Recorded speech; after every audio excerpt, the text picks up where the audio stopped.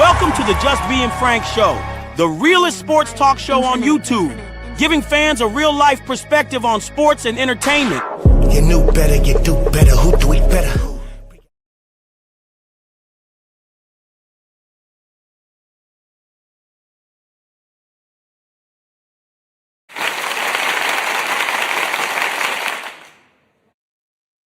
Get top of the morning, afternoon, night, depending on where you at. It's the puppy host to do the most. Welcome to the Just Being Frank Show. We live in effect and got a real good one for you today. Should Deion Sanders be fired for being a coach at Colorado? We'll get into that.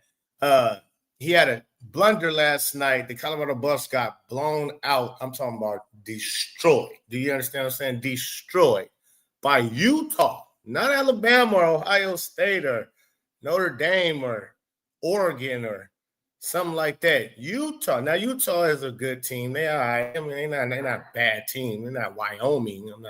Don't get me wrong. But they're Utah. Shout out to Donald Trump, too. Yeah, shout out to Donald Trump. Make America great again. That's what he's doing. Shout out to Donald Trump. Happy Sunday, fun day. We got a hellified show, jam-packed. LaMelo Ball and Caitlin Clark comparison. I'm going to tie those together and show you how the games, just how they control the game. Very similar. Two of my favorite players, Melo being my favorite player for the NBA and the NBA current today, and Caitlin Clark being my favorite player for WNBA of all times. So we definitely going to have to get into that, right? And I'm going to break that down. We're going to get into some LaMelo Ball clips because some of y'all might not be so familiar. You might not be too familiar with how LaMelo Ball gets down at that point guard spot. One thing I can tell you off the top is, and which is almost indisputable, it's almost undebatable. It's like Caitlin Clark is for sure, hands down, damn near there's no argument. She's the best point guard in the WNBA. To me, she's the best player, period. But point guard, even if you are not a Caitlin Clark fan, you're not going to be able to. I mean, how many point guards in the WNBA you're going to be able to put over Caitlin Clark? So, point guard, she's the best. To me, and a lot of others who know basketball and has watched LaMelo Ball.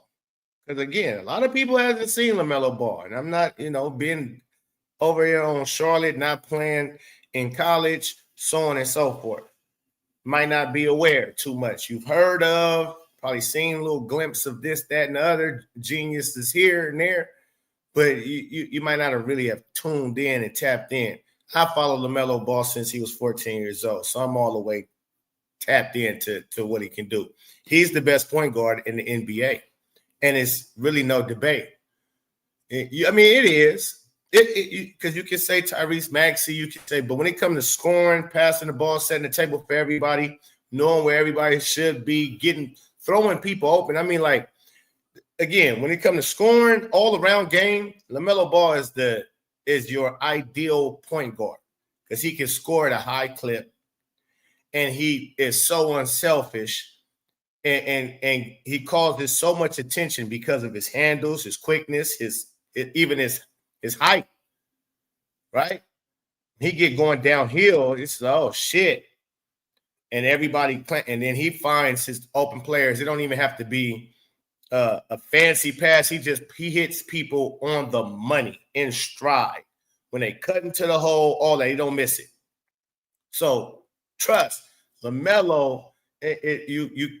Give me another point guard, not a scoring, not a Dame Lillard or Luka. They're not real point guards. When it comes to point guard, LaMelo Ball is the best. We're going to dive deep into that. But first, we're going to get up on Deion primetime scammers. And how he has scammed everybody into believing he is a D1 material or a good coach, NFL or whatever, football coach in general. Shout out to everybody in the building too, man. Make sure we hit the like button. Donnie Do Dishes says LaMelo Ball isn't as good as Clark. Okay, we'll debate that for sure. And I'm going to drop the link too after I cook up my topics and see who wants to come in and polish it up, because we definitely will talk about the WNBA and the lockout that's looming, that's coming in less than a week. And what is Caitlin Clark going to do? What's Caitlin Clark going to be up to? That's what we're going to do at the end. I'm going to save that for the end of the segment of the show. But this is why I'm a little confused on why Caitlin Clark isn't really coming out and stamping on what is she doing, because I'm sure she understood just like we do. This league is going down the drain. The women that's involved in running it and all of that are the spokeswomen for the CBA negotiations. Caitlin Clark should very well know that they throwing it down the drain. They not trying to agree to nothing, and they want everything. And I'm a react to Ben Daniels. Shout out to BDP. I'm gonna react to Ben Daniels' video that he just dropped a few days ago on this. I think about 2 days ago on this. But it's crazy. It's what I've been saying for forever. So I'm glad that we here. I mean, I'm not glad we here because I want to see Caitlin Clark play basketball, but it is what it is. My thing is, Caitlin, you know this league is going to the wayside. You knew there ain't no negotiation getting done. You knew this well before the season even ended. You knew where this was headed. This is what I want to say. CC, why we ain't heard from you on what's your next move? Why are we still stuck? Why is all your fans stuck in limbo? Why is that? And we hear about this Saudi Arabia league, and I just think that ain't it. I hear them talking, but that's all it is talking, and I don't hear nothing about Caitlin Clark. But let's rewind back. We'll get into that later again. So stick around, hit the like button, subscribe. Yes, indeed. Deion Sanders, let's get into this because I've been following Deion since he was at JSU. Before that. Of course, followed Deion as a player, NFL player, one of my favorite football players of all time, period.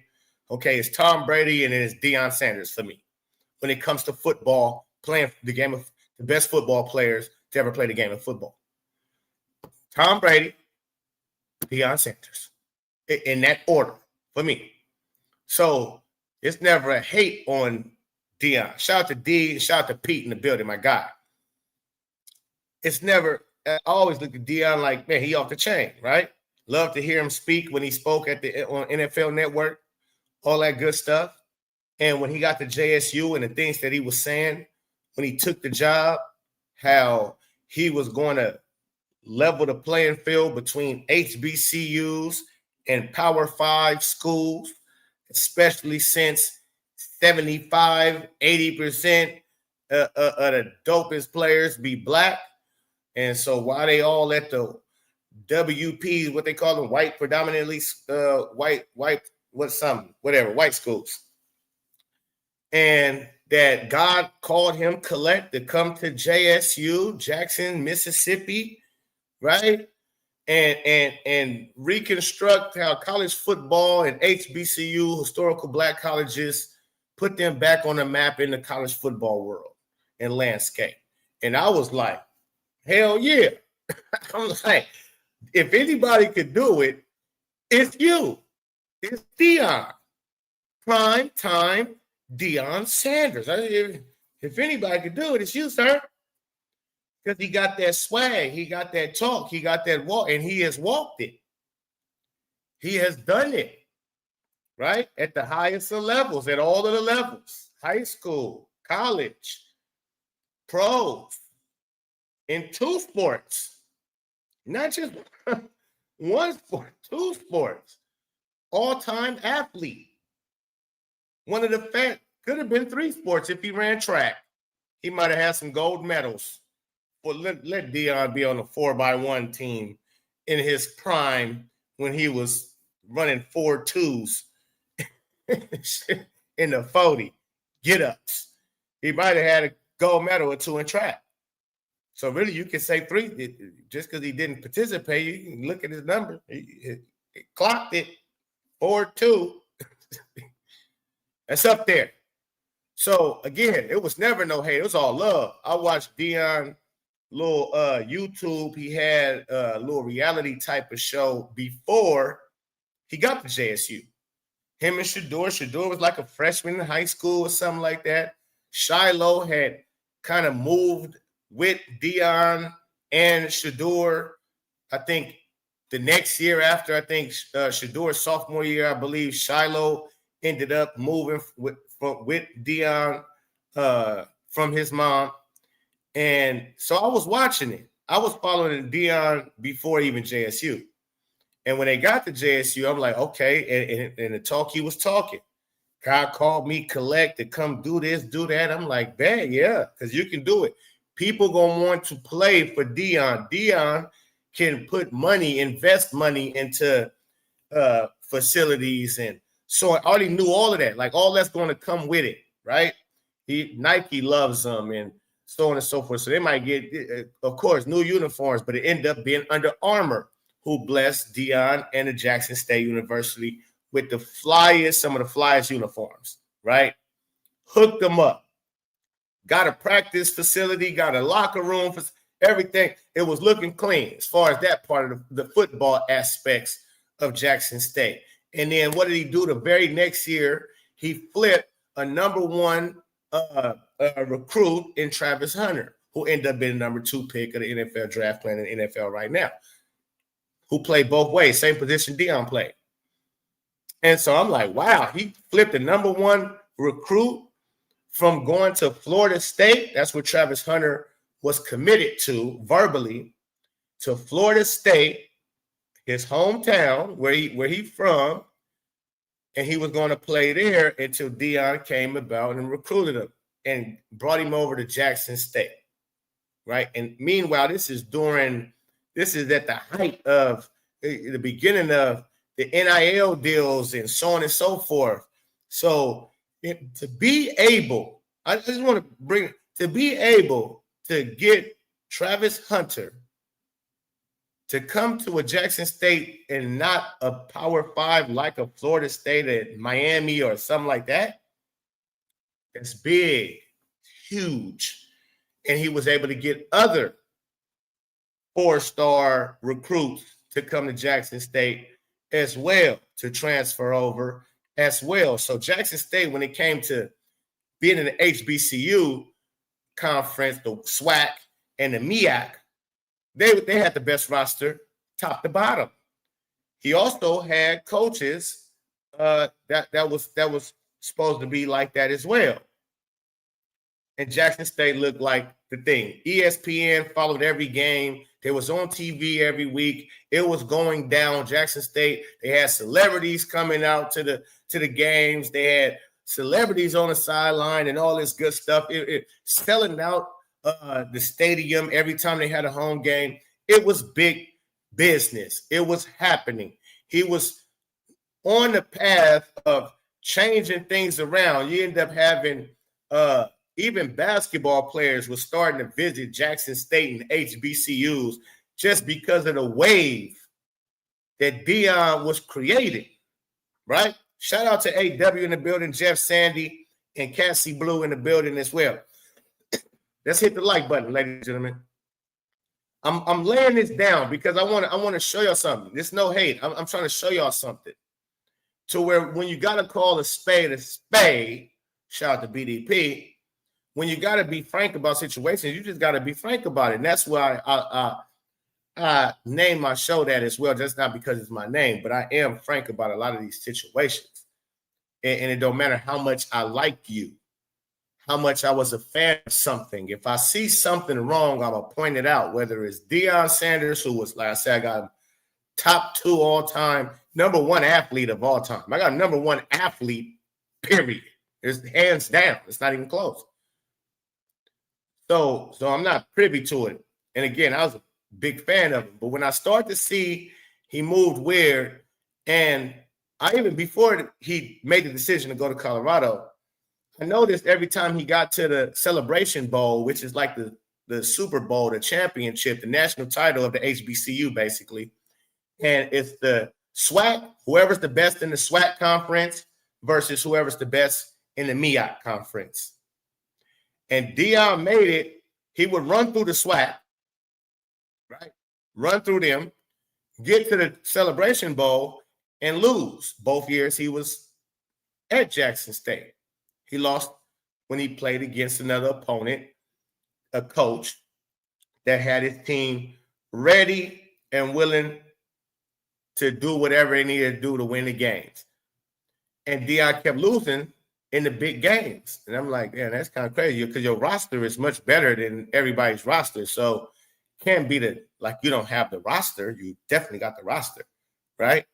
A lot of these dudes is 2 stars, 1 stars, no stars.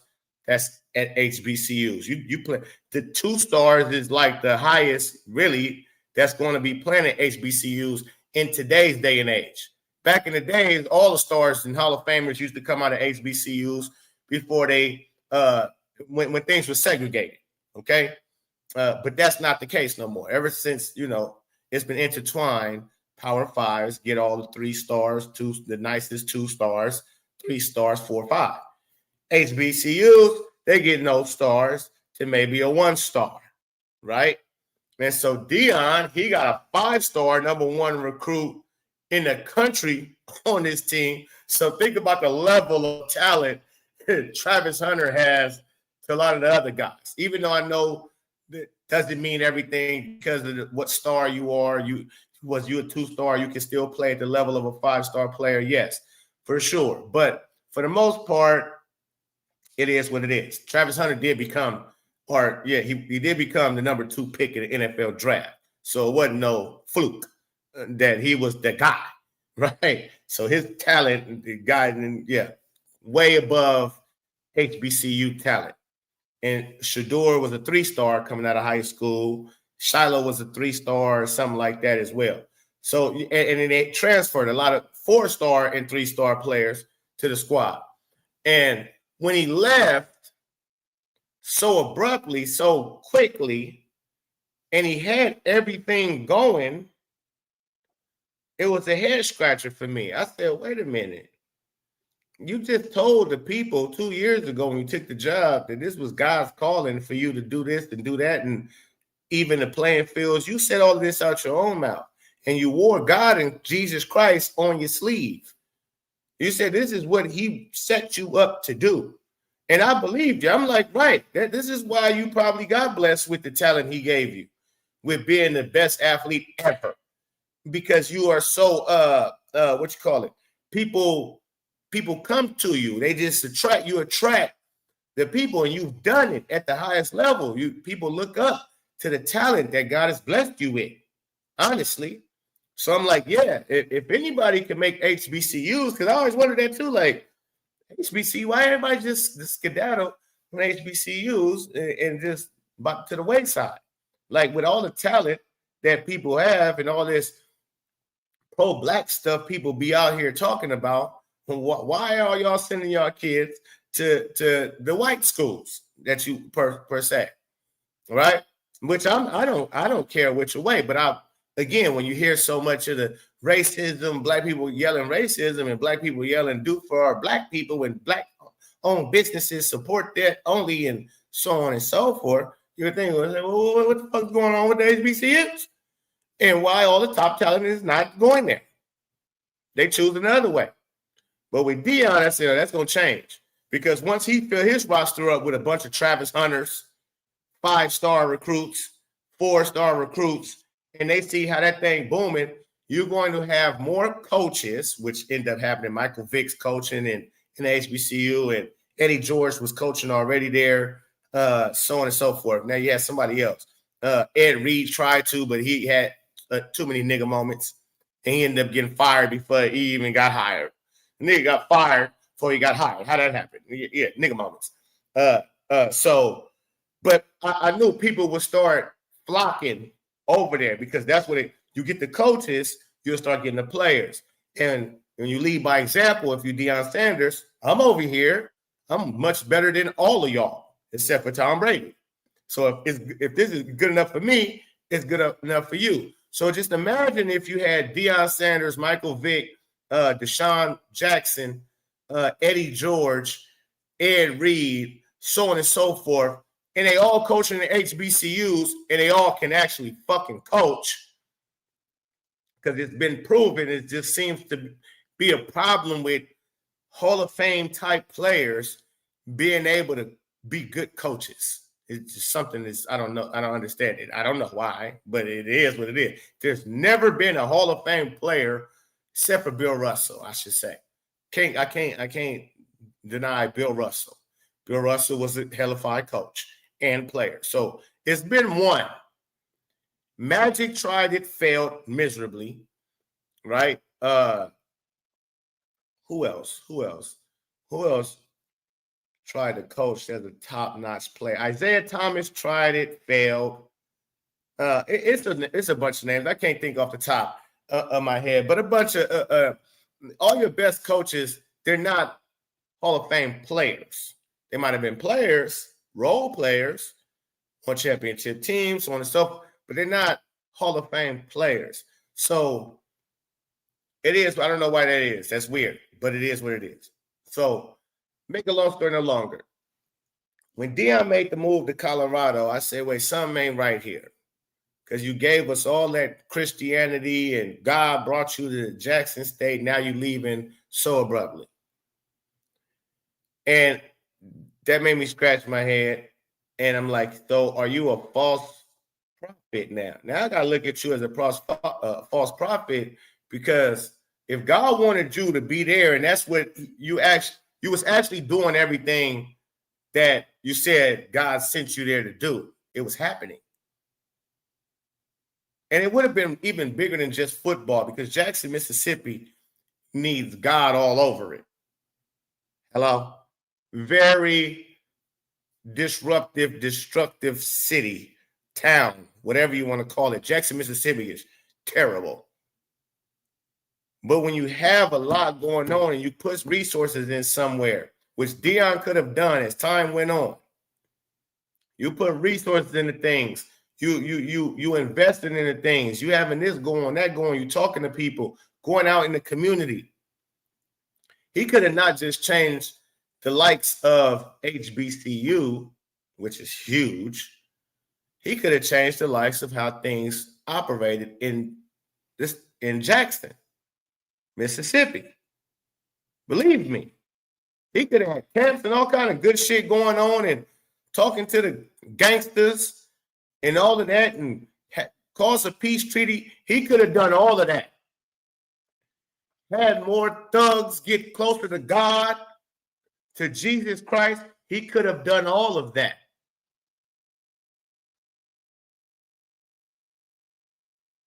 See, it would have been much bigger than football and his sons, which he ended up making it all about.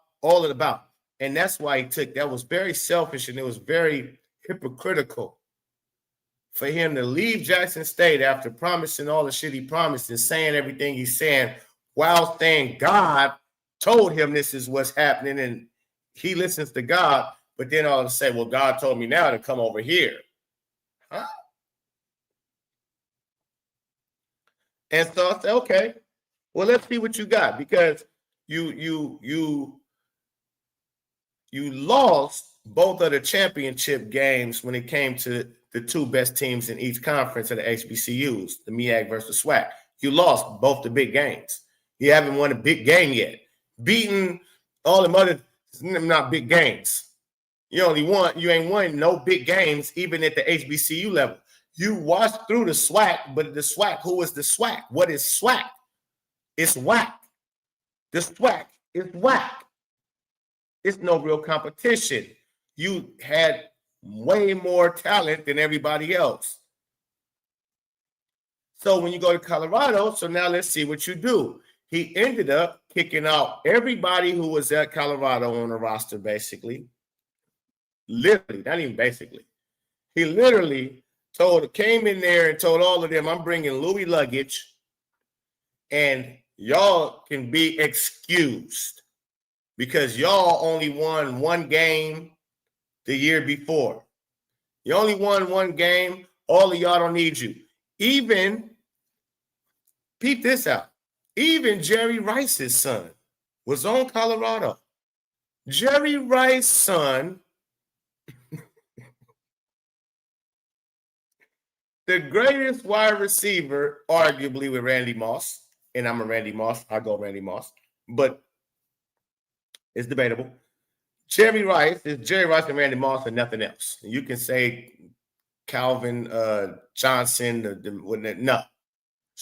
Jerry Rice, Randy Moss when it comes to wide receivers, best all time. And whoever you got 1 and 2, that's on you. It's your preference. But Jerry Rice's son, he's not junior. I forget what his name actually is. It's not Jerry Rice Jr. It's something else Rice. But if you know in the chat, let me know in the chat. Shout out to No Prison Planet. So he got rid of Jerry Rice Jr. or whatever, son, and everybody else that was on the roster that went 1 and 11, right? And brought in all new people, brought in coaches from the NFL like Pat Shermer and some other coaches. Had a what they called it was like an all-star cast of coaches. His first year at Colorado. He said he has an all-star cast of coaches, the offensive coordinator, the defensive coordinator. He had somebody who was the overseer of the others. He had all kinds of things going on, right? And so he had all the resources in place and even more resources than he had at Jackson State now that he was at Colorado. And they come out, right? They got Travis Hunter to transfer. You already know that story. And they beat TCU, who was in the national title game the year before. And they played TCU the first game. I went to that game. Me and my wife. We went to the game, first Colorado game versus TCU in where is that at? Texas somewhere in Dallas, not Fort Worth, I believe. I believe it's in Fort Worth. Very good game. Colorado looked good. I was like, oh shit, these motherfuckers might be good. He might can do this. Because Cat was out for me. I'm like, I don't know if you can really coach yet. I can't really grade you on a real grade from what you did at Jackson State. And to really, if I honestly have to grade you, you lost the 2 big games that you played in. You don't have an HBCU championship. You're not a champion. So I'm like, let's see what you do versus TCU, who was just at the national title the year before. They should be good, but they lost most of all of their starters to the NFL, right? They lost like 11 starters all together, and 8, 9 of them was on the defensive side, which really got them as far as they got to the national championship. So they was losing mostly all their starters, and they didn't have the starting quarterback. I think he was down as well in that game. Neither here nor there, they beat them. Good game. They beat them. Deion went to the press conference and, do you believe? Now, do you believe? I told y'all we here. We coming. Do you believe? And I'm like, slow down. Whoa, slow. That right there, I'm like, bro, you just beat a team. And let's see if they even good. It was good last year. This is a whole new team. Everybody got new rosters. Everybody revamped everything. They didn't lost most of their starters. So are they even good? We don't even know what type of team you just beat, but y'all look good. You look ready. You look sharp. So that's hats off to the coach. So I'm like, cool, smooth, but you acting like you just won a championship, homie. You acting like you just won 10 straight. Like you just like, I'm like, do you believe what? That you can win a game? What you thought? And people were saying, oh, he already tied as many wins as they had the year before he got there.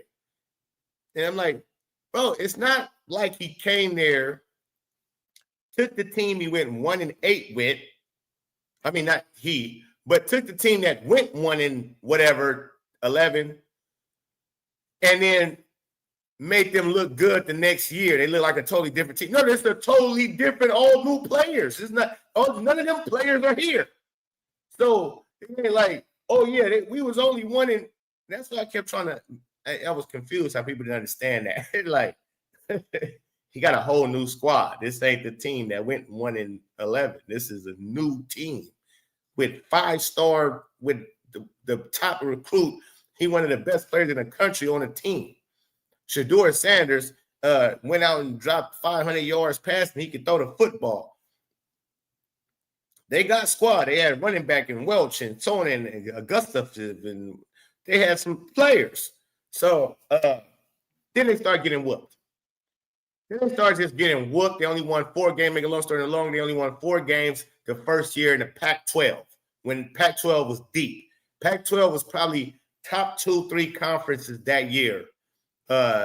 Colorado, Deion's first year in Power 5 football.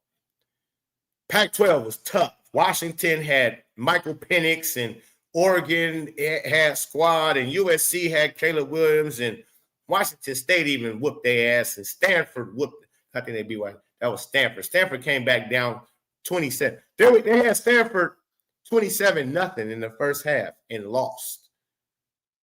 Stanford is trash, and you lost, and you was up 27-0 in the first half, and you end up losing a game that you had a 27-point lead in. That's amazing. Amazing. Let's read some of these comments, man.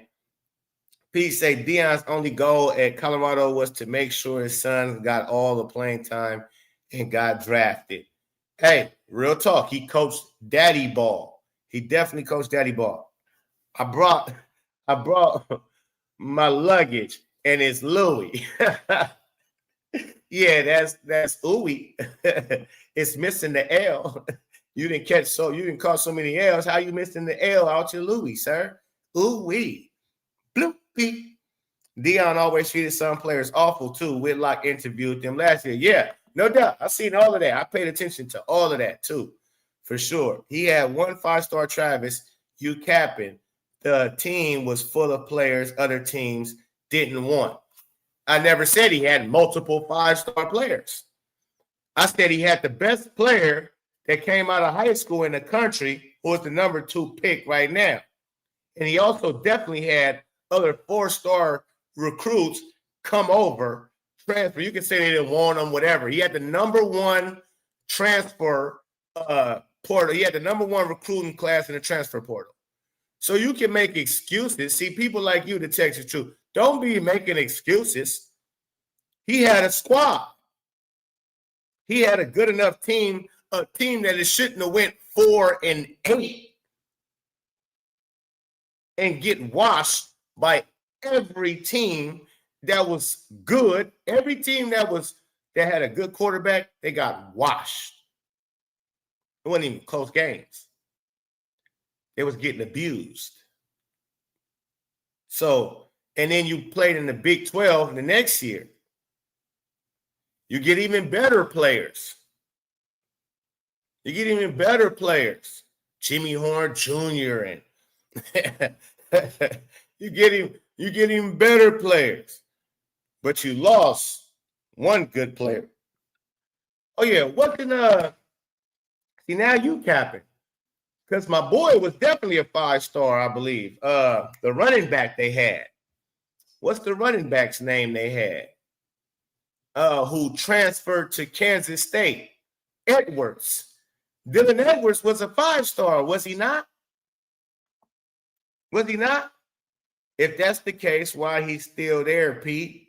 Because of DEI. He's a DEI and he's a go-along, get-along soul seller. You understand?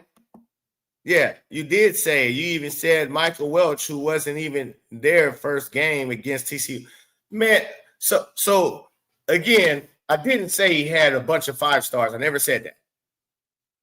So again, you want to try to put words in my mouth and we can rewind. You want to try to put words in my mouth on for what? To try to make your point? You can't win like that, sir. I said he had a 5-star. He had a 5-star recruit. Shout out to AB. Okay? But neither here nor there. Neither here nor there. The whole thing is the man can't coach at all. He's terrible at coaching. And it shows often. It's been showing. He never wins any big games. He hasn't beat a ranked team yet. He hasn't beat a ranked team yet. And again, see, the Texas truth is like the Texas lie. because you understand what I'm talking about. I didn't say you had a bunch of 5 stars. Never said that. And that's not even the point of nothing. That's not the point of anything. And again, Iowa State, they're not ranked. They was ranked. You must don't understand what, was. They're not ranked. They're not a ranked team. It's just like this. It's like this. I had this conversation with a partner of mine, and I had to point this out to him. You can't see what ranked team you beat until the end of the season when it comes to college football. Because a team that you preseason pool have ranked and they're not ranked at the end of the year, a lot of people whoop them, just like TCU. TCU was ranked until at the end of the season, you see they was just as bad as Colorado. They only won 4 games. So you beat a team that was no good. Just because the preseason pool had you ranked, it's about the end of the season. Did a team you beat, did they end up being ranked at the end of the year? Did they end up being ranked? It's simple as this. This is simple as this. If you beat a team that was projected to be in the playoffs at the beginning of the season, but they didn't make the playoffs, did you beat a playoff team? I don't think you beat a playoff team. It's the same thing in football, college football. You don't beat if your team, just because you preseason ranked and you end up being ass by the end of the season, you didn't beat a ranked team. You beat an ass team. You beat a team they thought was going to be a top ranked team. Ain't no moving the goalposts. That is exactly what it is. You sound dumb. I can't stand like people who be trying to cap for somebody because they want to cap for them. It pisses me off for real. It ain't no moving the goalposts. Preseason pool rankings don't mean shit. It's at the end. Put it this way. I'm going to give you one even further. When they're looking in college, when they rank you or look to put you in certain bowls, let's just say you're not even going to the top 12. For the college playoffs, top 12 teams. They have to look and see who did you beat. The strength of your schedule is how we want to determine who's 1 through 12, who deserves to be. Let's say it's 3 teams that's 11-2. 3 teams is 11-2. What they're going to look at, who were the 2 teams you lost to, and what was the 11 teams that you beat? Just because a team was ranked in a preseason pool, but they ended up 4-12, they're not going to look at them as, oh, they beat TCU. They was top ranked at the very beginning of the year, even though they fell to 4-12. Then they're going to look at that as they're terrible. They're terrible. They're terrible. They're good. They're good. You understand? Your strength of schedule. So when they go over who's going to play in these bowl games and things of that, they look at strength of schedule. Who did you beat and who beat you? So if that team that you beat isn't ranked at the end of the year, they're not counting you for beating a ranked team. So you talking about stick to basketball. No, sir. I'm sticking to college football. This is how college football operates. Not me moving a goalpost. They look at strength of schedule. He hasn't beat a ranked team. Period. TCU didn't end the season ranked. Iowa State, they're not going to end the season ranked. They just lost last night. They already got 3 losses. They won't end the season ranked. So guess what? If they end the season, let's say for example, if Iowa State wins out, you can say, okay, that was a formidable team. That was a smooth team. If they win out, if they win the rest of the game, I think it's 4 games left. They 5-3. See, they got 4 games left. If they win out, they end up 9-3. That'd be a pretty good team. That's a pretty damn good team. Pretty damn good team. Yeah. If they lose out, they end up going 5-9. No, 5 and what is it? 7. That's terrible. That's terrible. Yeah. So preseason rankings is just a prediction. That's it. That's what I mean. Some like the Texas lies. He want to sit here and cap and act like he don't understand what I'm saying. And that is truth to everything I'm saying. He want to sit here and keep making excuses. No, you're making excuses. He didn't beat a ranked team. Period. He's never beat a ranked team. They can be ranked when you play them. If they end the season unranked, that means they're not a ranked team. How hard is that for you to grasp? Preseason rankings is just predictions. They had Iowa State at, I think, 16, 15, starting before any game happened. And then next thing you know, look at what they had Penn State. They had Penn State top ranked. Penn State getting their ass whooped. MK, exactly. MK is saying what I'm saying. I don't think you're talking about MK exactly. Yeah, I think you're confused. That's a damn shame. I believe, and if MK don't know he's saying what I'm saying, he is. Preseason rankings is just a prediction. Doesn't mean the end of the season rankings is your rankings. That's your rankings. You don't. The rankings fluctuate all up and down all through season. They go up and down. People go out rankings. People move up in rankings. People who, like, for example, another good example, Georgia Tech was unranked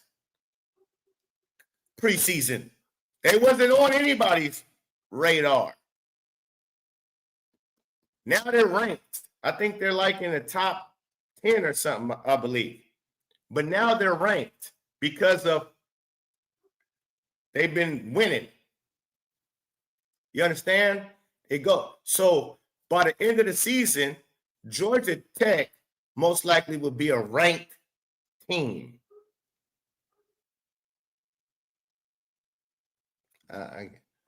Sheesh. Preseason means nothing. It's the end of the year rankings. Thank you. You know what? I was sitting here wondering, like, is everybody that's in here slow? Like the Texas lies? Nobody is catching on to what I'm saying? Or does that not make sense to nobody? I'm like, because this is exactly what it is. It's fact. I'm not speaking opinions. This is facts. He's trying to argue against facts. End of the year rankings. Yeah, so why you talking about MK exactly? Yeah, I'm saying MK exactly. He didn't qualify for bowl games without ChatGPT. Tell you how teams qualify. I just told you. They look at your strength of schedule. 6 wins get you to a bowl game. You get 6 wins, that's half of your season. You win 6, you get to a bowl game. Depending on how many more after 6 you win determines the importance of what bowl you play in. But they're going to look what bowl. So if you're tied, let's say you got 3 or 6 different teams with the same record. You have to look at their strength of schedule on determining who plays who. Like you're not making any sense. Like you're answering your own questions. You should be able to answer that yourself without asking ChatGPT. They look at strength of schedule. What I don't get. I guess some people slow, and that's the Texas. I guess you slow, sir. So how you acknowledge GT being ranked, but now Iowa State being Georgia? Wow. Okay, I'm done. I'm done with this dude. This dude is an idiot. Now you're a fucking idiot. Now the Texas truth, you sound like a fucking idiot. You sound like one of them bras that just can't accept when you're wrong. Bro, just admit you're fucking wrong now. You sound now you keep going further and further. You sound like a fucking bitch that can't admit you're just wrong. It is like goodness gracious. This is a no slow zone. It's not fucking hard to put together, sir. I just don't get it. You only rank if you end the season ranked. You're not ranked team if you don't end the season as a ranked team. What you start the season as doesn't fucking matter when it comes to who's going to make what bowl games and who's going to make the playoffs. It's not you beat a ranked team at the beginning of the season who end up not ranked. They're not going to look at that as a tough team, as a strong competitor on your schedule. They're not going to say, oh, you beat, well, we had them ranked 4 at the beginning of the season, but they end up only winning 4 games at the end of the season. But we still think that's a big win for you. You're a fucking idiot.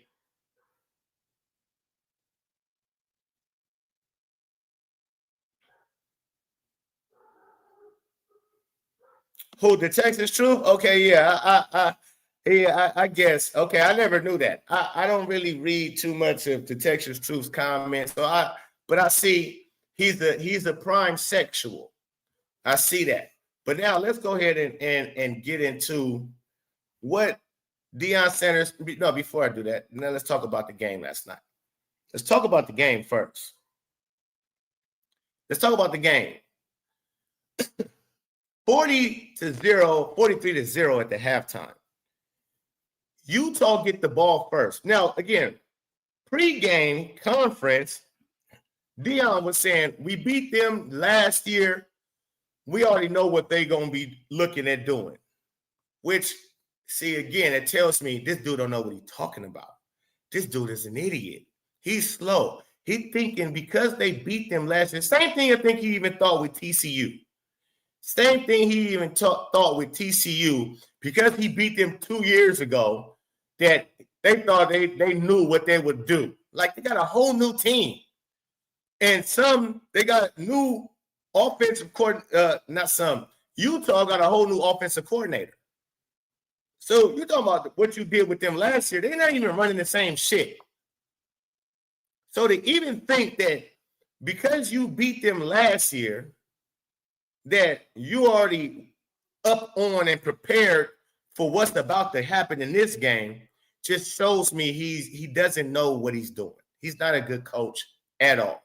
Just from him saying that, right? He said that in the pregame. Now, you go into the game, they run a run play with the running back going to the right side. Shotgun, handoff, he gets about 8-something yards, maybe even a first down. Next play, same play, but this play he fakes. Quarterback keeps, he runs for about 50, 60 fucking yards down the field. Touchdown. A freshman, a true freshman from Muskogee, Oklahoma, right down the street from me. So shout out to that young kid, Freaking, something like that. His name is freaking crazy, but it's Freaklin, I believe, last name. But he dipped out, and I said, oh, damn. How did you allow Mr. We So Prepared, Mr. Deion We So Prepared Sanders for what they did last year? How you not prepared for him to keep the ball on the next play and not run it, like they're not going to run the same play again. This time he going to keep it, and you motherfuckers bit like a big mouth bass. And he took off down the field on your ass. Touchdown. I said, damn, okay, cool.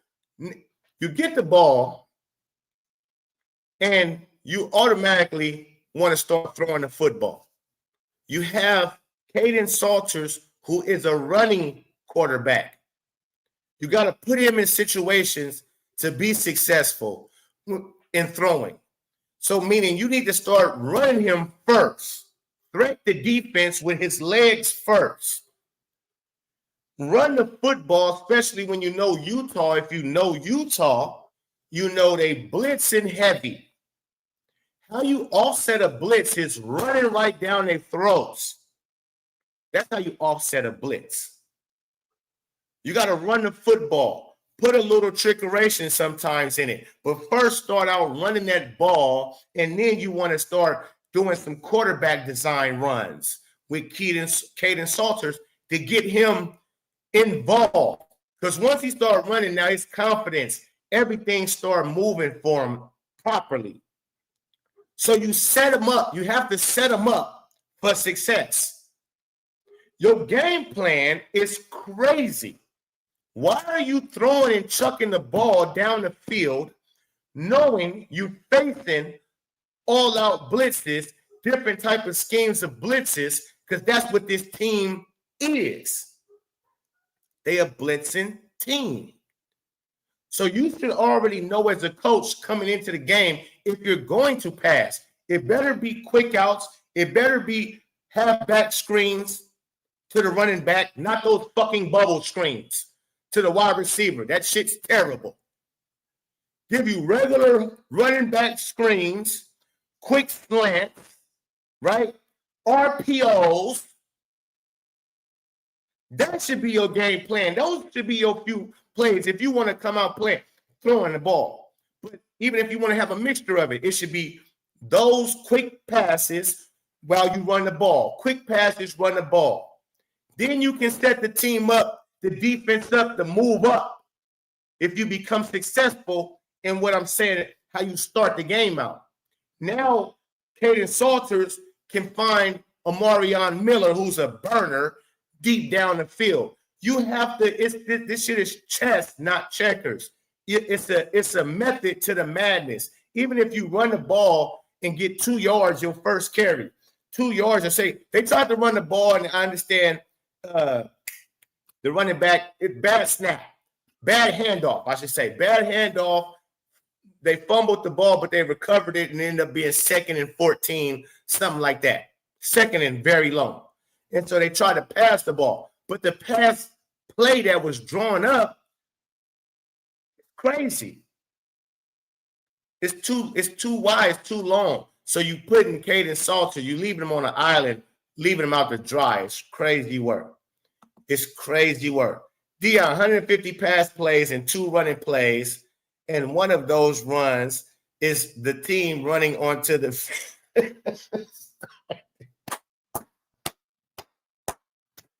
damn. That's the fancy motivational speaker. Can't coach. No, he can't coach. Shout out to Desmond. But he takes no accountability. He really doesn't. He will say it's on me, but then turn right around and be like, they got to be able to do that better, and they got to be able to do this better, and oh, man, we need to. Is it on you or is it not on you? Because even down 17-0, when they fell 17-0, which Colorado has came back, not came back, but they have been up 14-0 on somebody, and they've come right back on their ass. Georgia Tech. Colorado was up on Georgia Tech 14-0. Start out the game.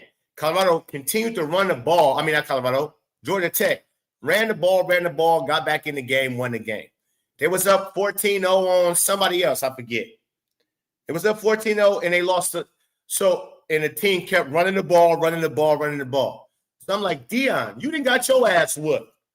Being up 2 scores, even though I understand they up 3 scores with 17. It's 3 more points, Deion.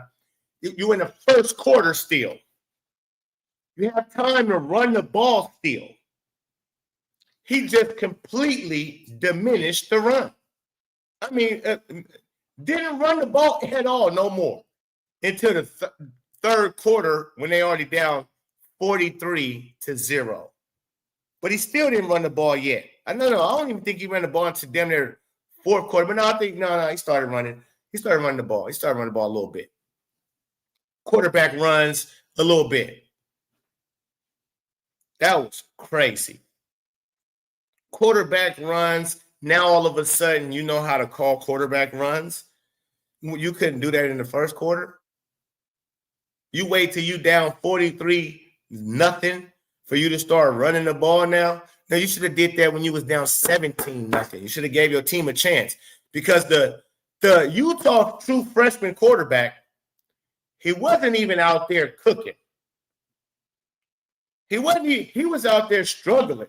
He had that long run, but other than the long run, he couldn't complete a pass. He was like 0 for 8 in his first 8 attempts, his throwing attempts.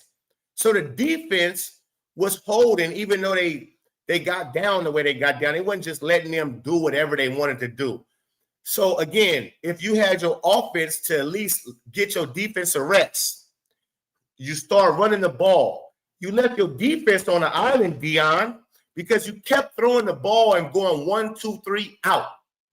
1, 2, 3 out. 1, 2, 3 out. Their defense is tired.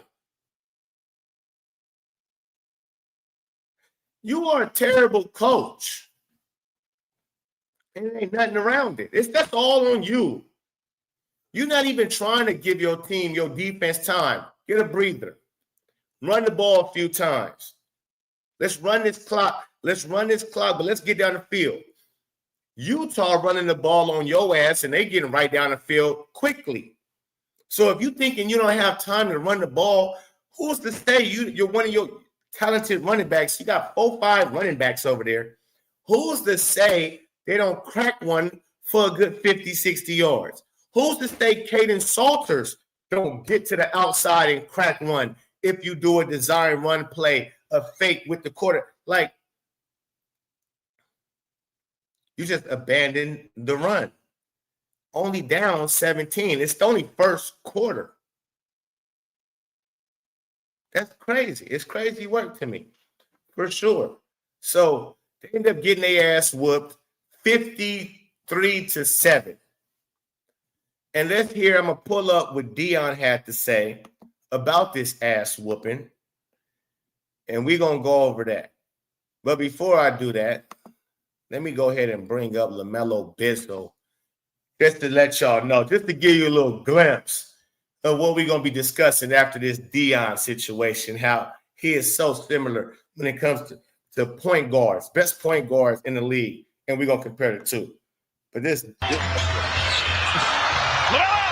left-handed, to Brandon! That's nasty. Good legs. Left hand. I want you to see it again. Let me see it again. Lamelo, left-handed, to Brandon! That's tough.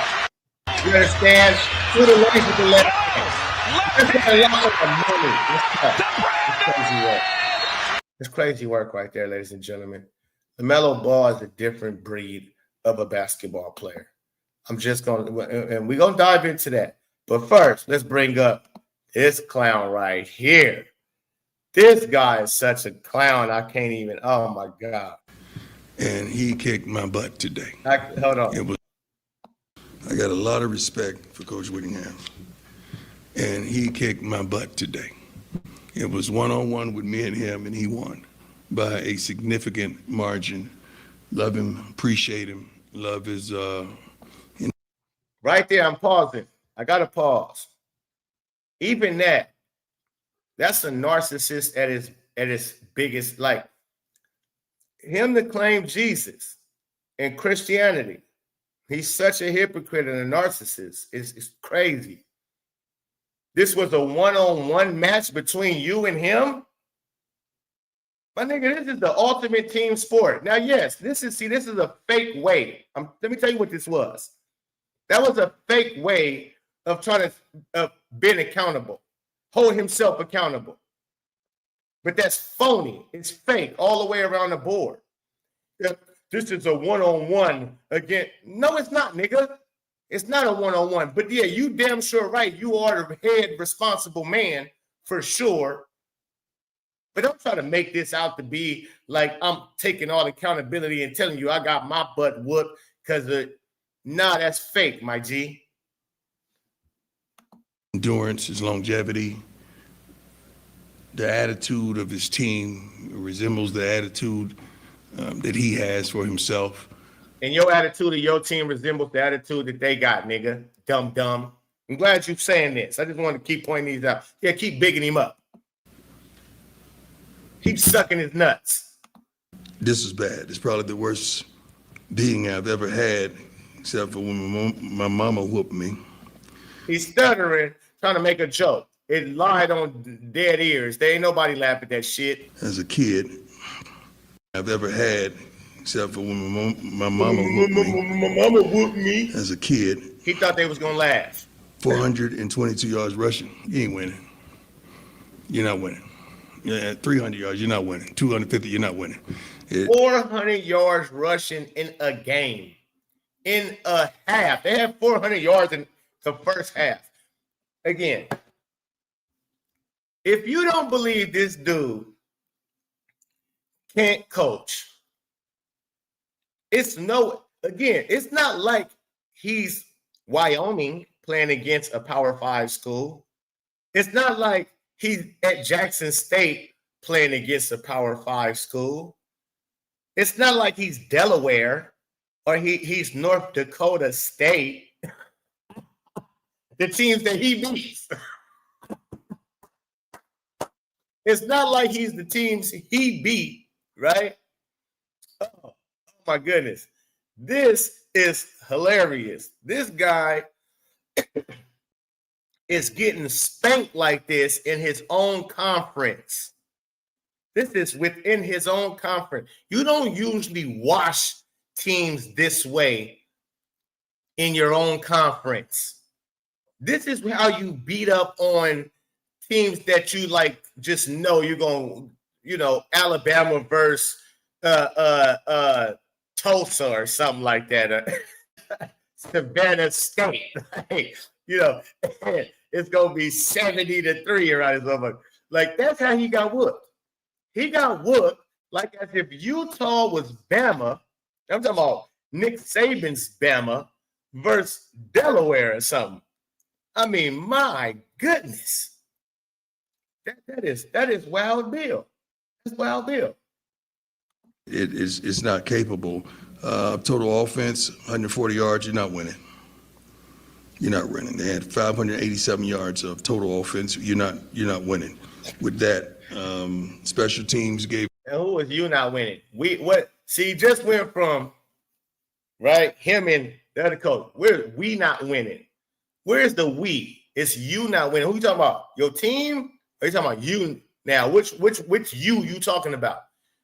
Your team or yourself? Either way, they both wrong. It should be we not winning.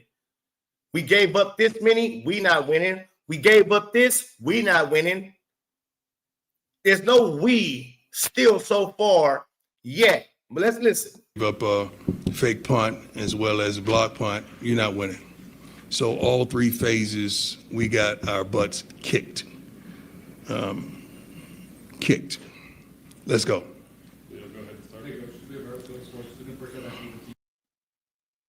So check this out. This is our wallet company, Code 118. We make GPS trackable smart. What was the conversation with Coach Livingston like? Wasn't pleasant. What made it so difficult for you guys to stop the run right from the get-go? Just, we didn't do our jobs. We didn't prepare our kids profoundly. Hey, Coach, That's him. That's him, again, acting like he's taking accountability. See, now this would be okay if he stayed to the coaches, myself, didn't prepare game plan properly. We didn't have our team ready, our players ready. If he would have stuck to that, let's see if he sticks to we didn't have our kids ready. Let's see if he sticks to that. A week to kind of scouting game. And you go out there and play like that. Why do you think you guys look kind of so unprepared on both sides of the ball? Go back. So, hey, Coach, with an extra week to kind of scouting game. And you go out there and play like that. Why do you think? See, so that facts. He went from we got to prepare them profoundly, which he should have used properly. I don't know. He just be using words. He don't even know what the shit be meaning. We didn't prepare. We say profoundly. No, properly, nigga. You didn't prepare them properly. Okay, proper preparation prevents poor performances. Okay, and so he did. We prepared hard all week, and you go out there and play like that. No, sir.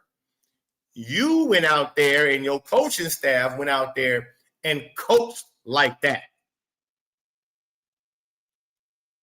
See, that's what he should have said. Yeah, we went out there and coached like that. Right. The kids worked their ass off in practice. They went crazy in practice. And us and the coaching staff, we chalk up a game plan like that they coaching staff just blew our shit out the water.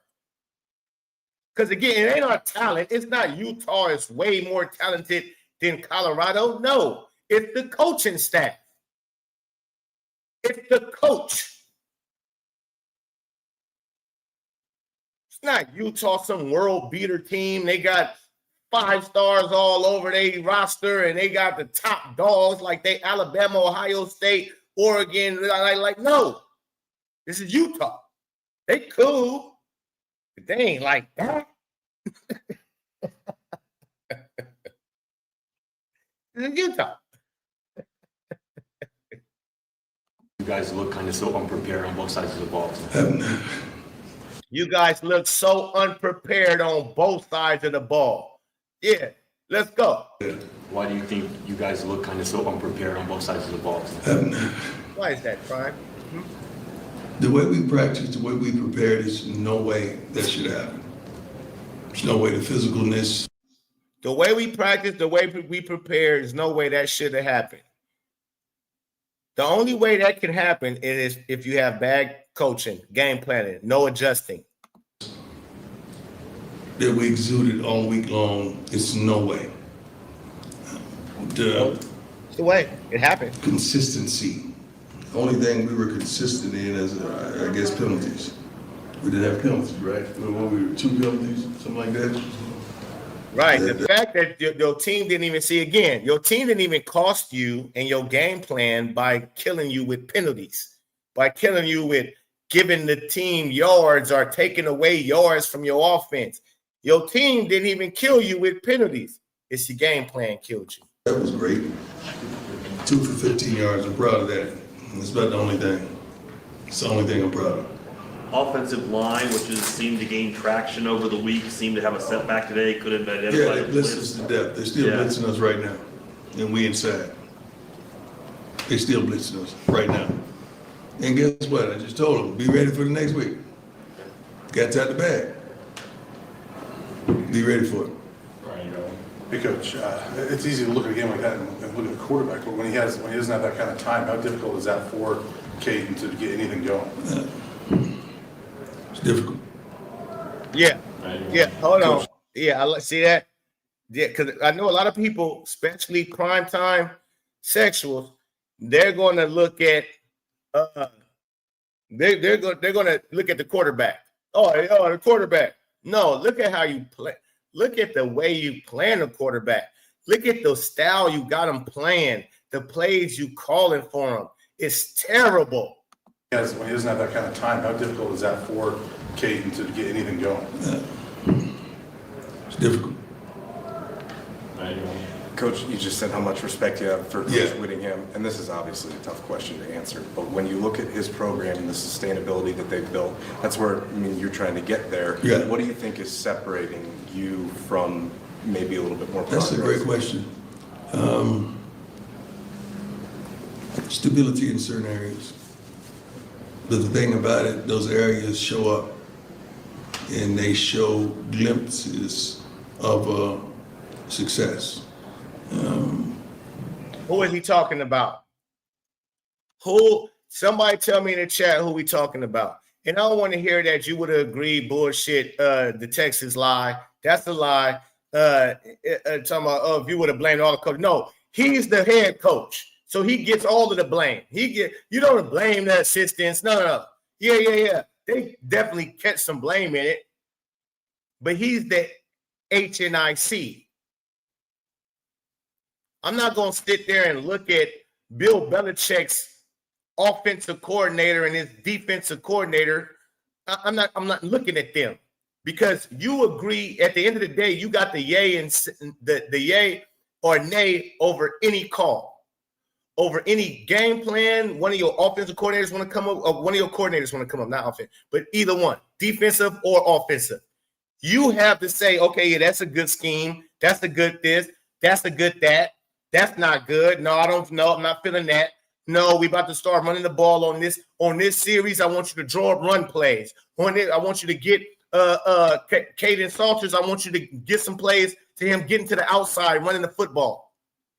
Whatever it is you want to happen, you call that shot.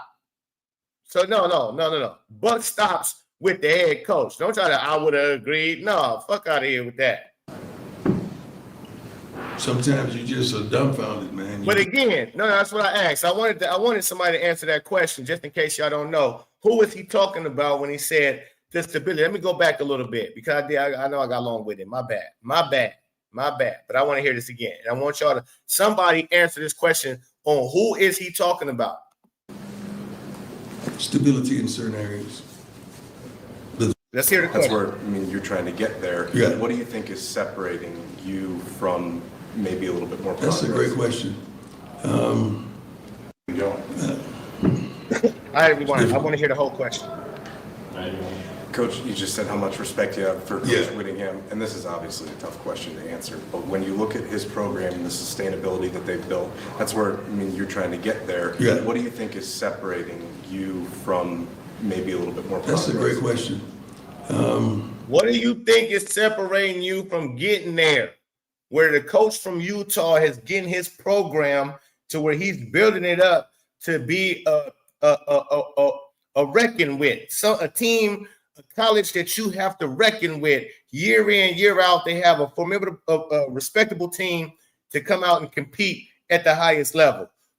What you missing? Why your organization, why your program ain't got there yet? Stability in certain areas. But the thing about it, those areas show up and they show glimpses of success. Who is he talking about?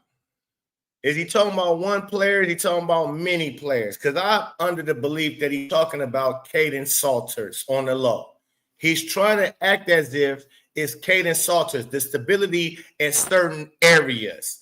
On my quarterback, because I got my son Shador no more. We don't have the quarterback play no more.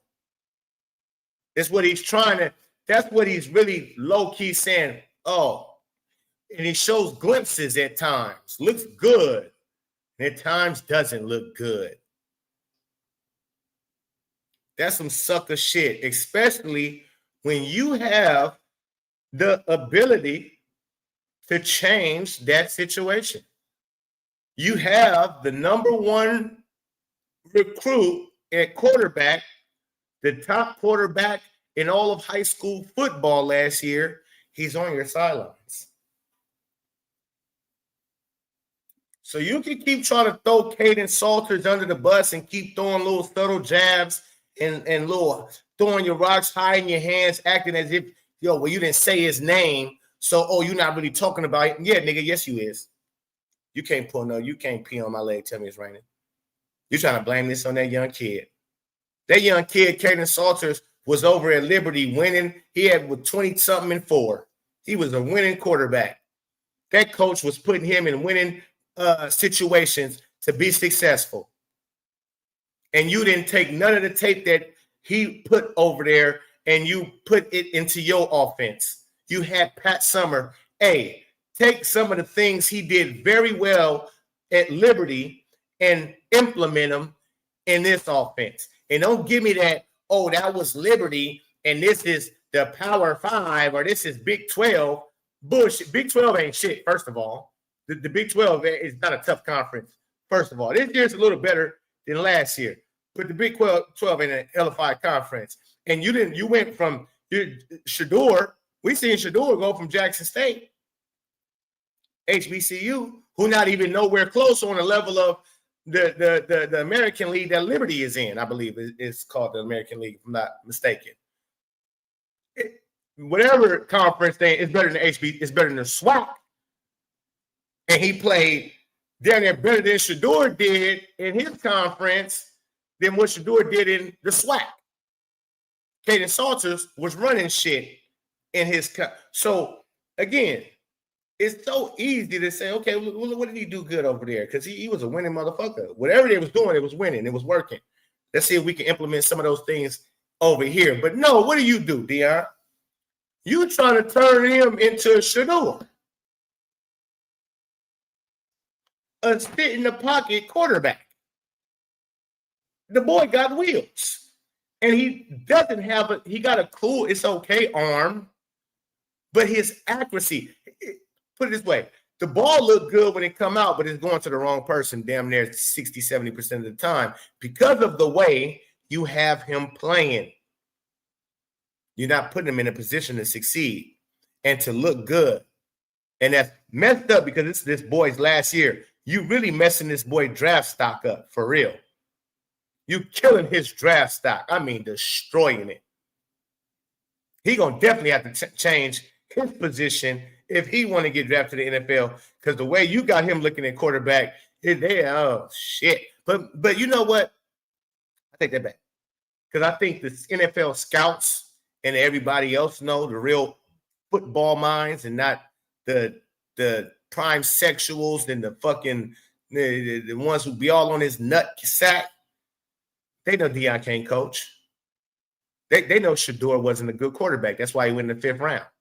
They knew that bullshit. They knew all of that. He the best, and he gonna go number 1 and 2 or top. He's gonna go first quarterback. They watched the film. They seen it wasn't his line that was killing them. It was him holding the ball too damn long. It was him not wanting to get rid of the ball and rather take a sack and lose yardage than to mess up his percentage. They understood. They watched. They understood it. They didn't let the he's Deion Sanders' son. And what Deion was telling everybody, my son gonna be number 1 or number 2 or something like, he's gonna be top 5. And we not going anywhere, baby. We not going anywhere, baby. We're not going to any old franchise. Yeah, you ended up right at that franchise you had in the front of your mind when your dumb ass said that. See how God is getting you now? See, God don't like ugly, and you keep using his name in vain. That statement Deion came out and said, he not going to anybody. He ain't going anywhere. Yeah, no, we're going to pull the Eli. That's exactly verbatim came out of that. We're going to pull the Eli. Eli, you ain't pulling shit but wool over people's eyes. I knew damn well that's it. Yeah, right. Ain't nobody taking this kid. This kid is terrible. He can throw the football. He's terrible up here. And he's only been coached by him. So he's been given opportunities that he probably wouldn't have been awarded had he not been playing for his daddy. He did come out of high school as a 3-star recruit, not a 5-star, not a 4-star, a 3-star. With all the hype and everybody knowing who he was, been knowing who he was since a little bitty kid. He's Deion Sanders' son. So they've been watching him. Probably they didn't probably seen clips of him at Pee Wee when he was playing Pee Wee. Tom Brady did worked out with this kid a couple times when he was 12, 13 years old. He had Tom Brady working out with him. How many kids is awarded that? All the shit that's been handed to Shador, and again, he still couldn't manage to be a real good quarterback. Not because of the skills. He got the arm. He don't have it here. How you don't have it here when that's your daddy? When here sits your father, Hall of Fame, best athlete ever, number 2 best NFL player ever. How doesn't you have this up here? Why don't you have it? Oh, I know why. he wasn't a quarterback. A lot of people in football, it's not like basketball where you actually have to do everything. It's not like that. Basketball, even if you're a center, you're going to have times where you got to dribble the fucking ball. So you better know how to have some kind of a handle. You might not have no Allen Iverson, Kyrie Irving type handle, but you better at least be able to know how to Shaquille O'Neal had handle. You got to still know how to be able to make a free throw. You got to still be able to know how to do. You defense, offense. Football, when you play a certain position, you don't got to know how to do shit else but that position. In football, you might not even know how to play football. You just know how to play your fucking position. You're a running back, you know how to play fucking running back. You don't understand all the nuances of the other shit. You just know how to hit the 2-hole, the 3-hole, the B gap, the A gap. You know how to do that. You don't know how to fucking go and run no routes. Like a wide receiver know how to run routes. You don't know the nuances of what a safety needs to be looking at. What a linebacker is looking at. You don't know. You play one position. Deion, he played 2, little bit of wide receiver. He played he had a cup of coffee playing a wide receiver. Deion don't know quarterbacking, which I felt that's why it was smart for him to get the greatest of all times and Tom Brady to teach his son who he wants to play quarterback on what quarterbacking was, but it wasn't consistent enough. It was here and there. It was sporadic when Tom Brady messed with Shedeur Sanders. But he hasn't trained or worked out with Shedeur Sanders since he got in college. All of that happened when he was a pup, when he was a teenager. When Shedeur got to college, it's been all Deion. Deion let him want to, have the mindset of, should I buy the Ferrari or should I buy the Audi or should I buy the Benz? And Deion's so dumb into the materialistic things of life. When he says he's godly, he's so caught up in that world to where he had the nerve on a 3-way call with Tom Brady and Shedeur Sanders while he coaching in Colorado. Hey, Tom, what you think about him getting this new Benz or whatever, Beamer or whatever type of $100,000, $500,000 car? What you think about him getting that? And Tom said, man, he needs to be getting in a film room. What do you mean? He needs to be in the film. He don't need to be worried about none of that shit. And then Shedeur talking about, come on, Tom, I seen you had something. And Tom was like, yeah, after I won like 5 Super Bowls, you dumb fuck. After I've established and accomplished so much. Yeah, I splurged and took a picture in front of one of my things because I've earned it. You haven't earned shit.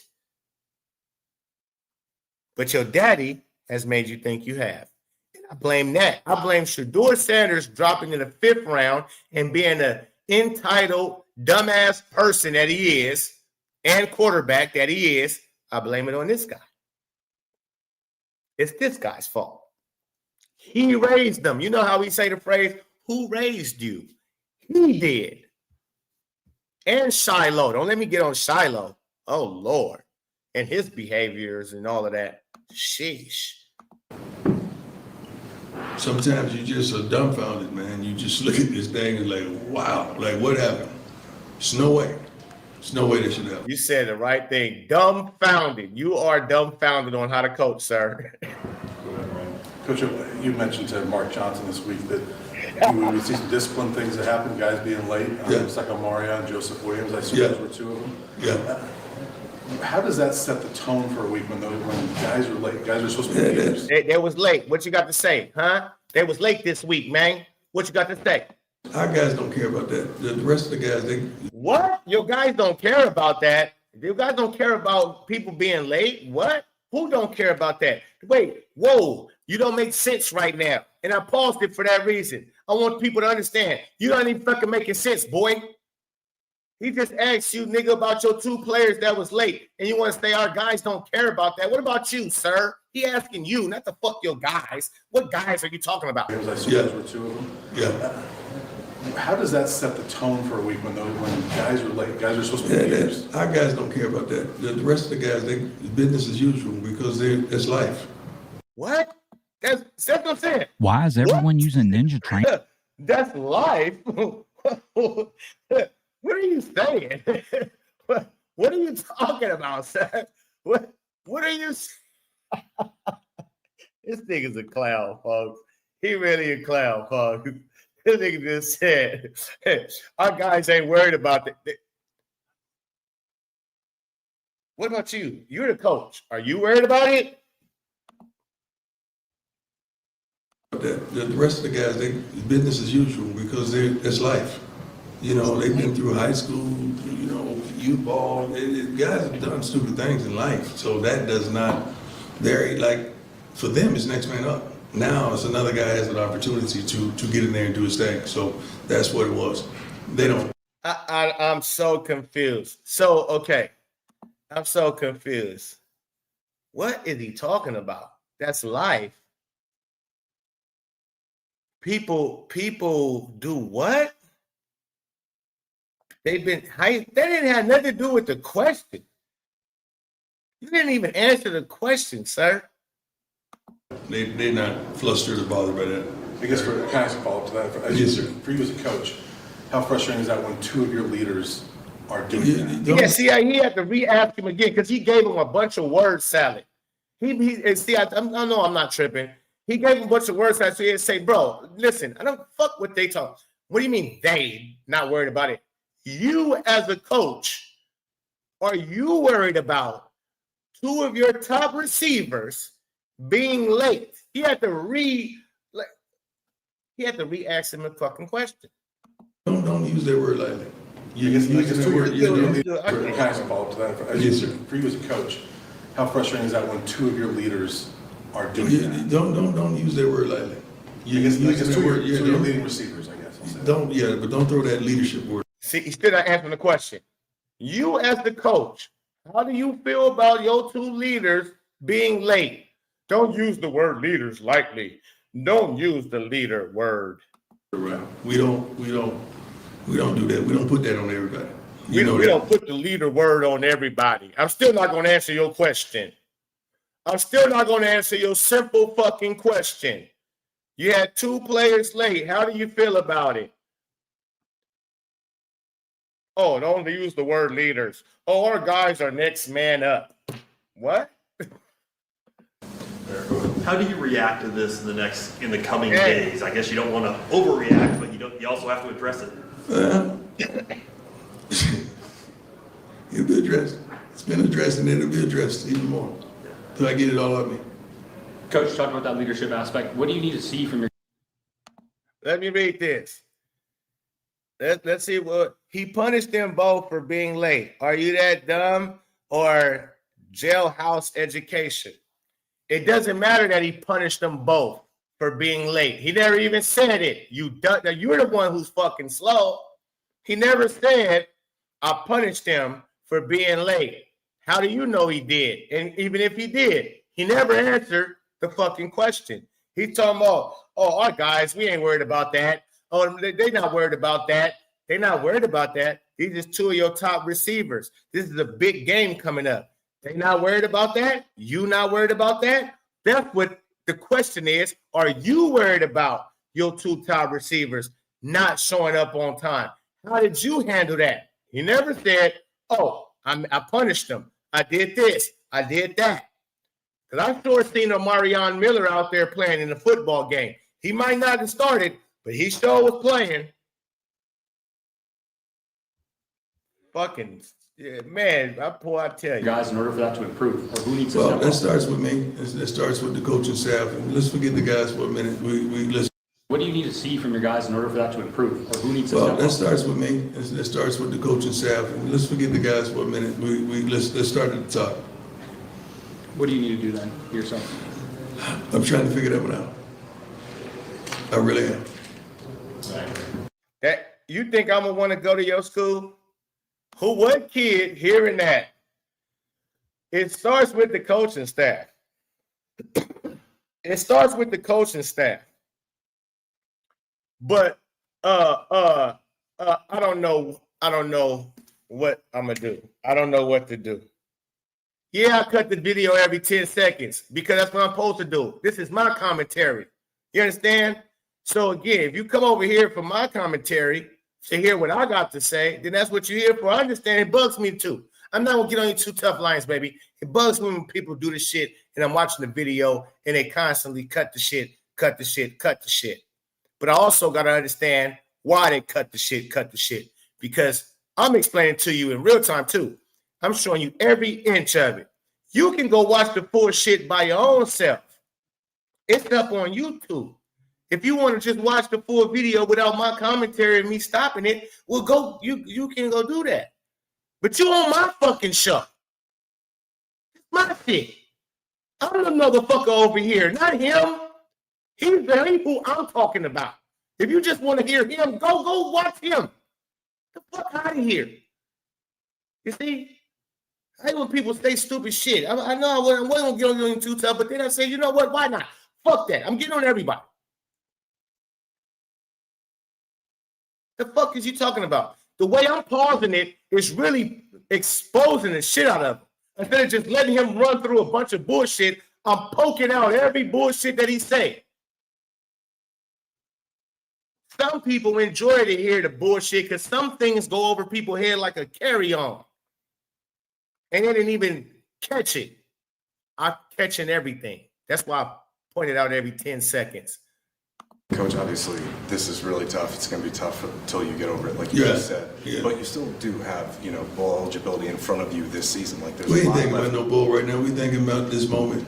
Okay. Let's grade this moment. Let's figure out why this happened, and let's make sure the precaution that it don't happen again. But let's identify why. Let's identify the why first. That's what I want to know. Why? Okay. What about this play? Why? Who was that? What about that play? Why? Why can't we get the ball off? Why? Why? I need to know all these whys before. You need to know why. Well, again, you the head coach, sir. That makes no sense. I need to know why. Why are we looking like shit? You came up with the game plan. You're responsible for making adjustments, substitutions, so on and so forth. The why is, why are you still not fired? Since you're so confused on, I don't know what I'm going to do. I'm the problem. And I got to look at me first. Okay, well, what you got to fix? I'm still trying to figure that out. Well, you got 4 games left, sir. And you still trying to figure out what you need to fix? Yeah, nothing. You're fired. If I'm the athletic director of Colorado, I hear my coach say, I'm the problem, and I don't know what it is I'm doing wrong, you're fired. You're toast. You're cooked. You're done. If you can't figure it out, how can your fucking players follow a person who's confused? How can your players, you just sat here and told us in the beginning of the interview, the team takes on that coach's identity. So if your football identity of coaching right now is confused, not knowing what to do next, then what the fuck you think your players is doing? If they're following you and you don't know what you're doing, which you clearly said a few times and it's clearly evident, then athletic director of Colorado, why isn't Deion Sanders being fired? Again, it ain't just because of this game, but damn sure because of this game. Damn sure because of this game. Fire his ass fast. Is it only just to what?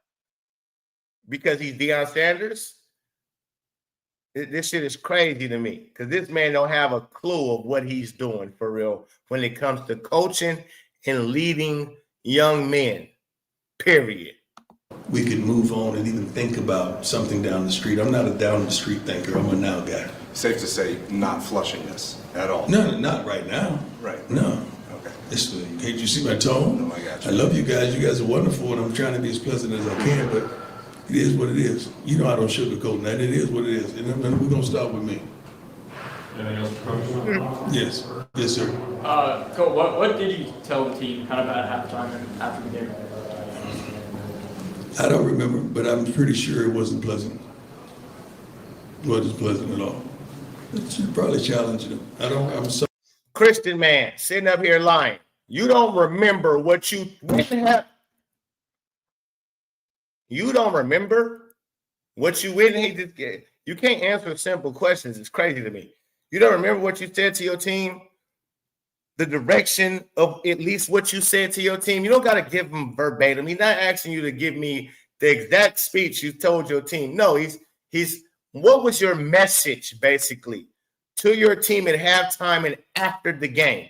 That is a very simple question a head coach should be able to answer. I don't know. I don't remember. Where was you? So where was you then? Was you not there? Did it not come from your mouth? Was that not just an hour and a half ago from when you sitting up here to like you just said this to them? He asked you what was the message at halftime and after the game, and I don't remember.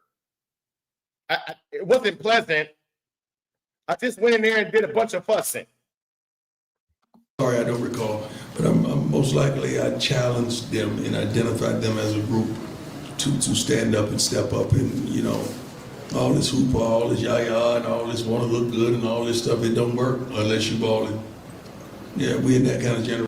They want to look good. Look at this chain. They want to look like you. Remember your son had big chains on all the time? You see how you got all this drip on? They want to look good. They want to look good, huh? And again, you just say you don't recall, but then you answer the question. So do you not remember or you remember? To stand up and step up and, you know, all this hoopah, all this yah-yah, and all this want to look good and all this stuff, it don't work unless you balling. Yeah, we in that kind of generation right now. You better want to look good and they want to, you know, they want to get paid. But you got to ball. You got to play. What did he say at the beginning? The team take on the identity of the coach. Coach, you want to ball? You want to look good? You want to? Do you believe? You want to pop your shit all the time? You want to? Oh, Shador this and all kind of other shit. But you ain't balled. You ain't coached ball. You ain't succeeded in coaching at all. But yet you always got a camera everywhere. You always got celebrities coming to the games. You got all of this shit going on around football that ain't got nothing to do with football, and you ain't producing nothing. So where do you think they get it from, sir? So you went and got on their tail about wanting to look good, and because you got a camera in front of their face, you all the time. You posting everything y'all do and everything these kids do, whether they in the fucking locker room or the lunch room or whatever. You got Bucky following everybody around. And so they're trying to go viral all the time, and they're more worried and concerned about all those other things because you the one teaching them this. This is crazy to me. That's what I'm saying. Like how nobody else it can see that. It's crazy to me. Insanity.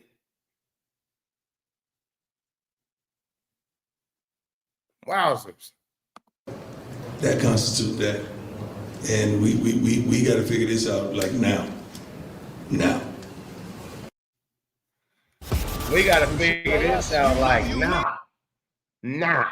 Yeah, you think? I think it's too late. I think you should be fired just like the Penn State's head coach.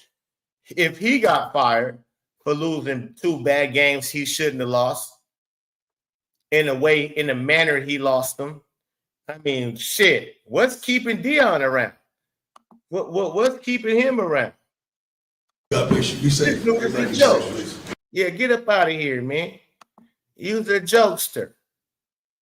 You's a jokester. And that's for real. Deion Sanders needs to be fired. I don't care what nobody got to say. You understand me? And I'm talking about this year. They shouldn't even have to wait till the next year. He got Julian Lewis, who, again, the best quarterback out of high school. It can't even see the field when his quarterback. He keep putting the quarterback, Caden Salters, in bad situation after bad situation. And it seems that he don't understand. He's not a throwing quarterback. He's a running quarterback.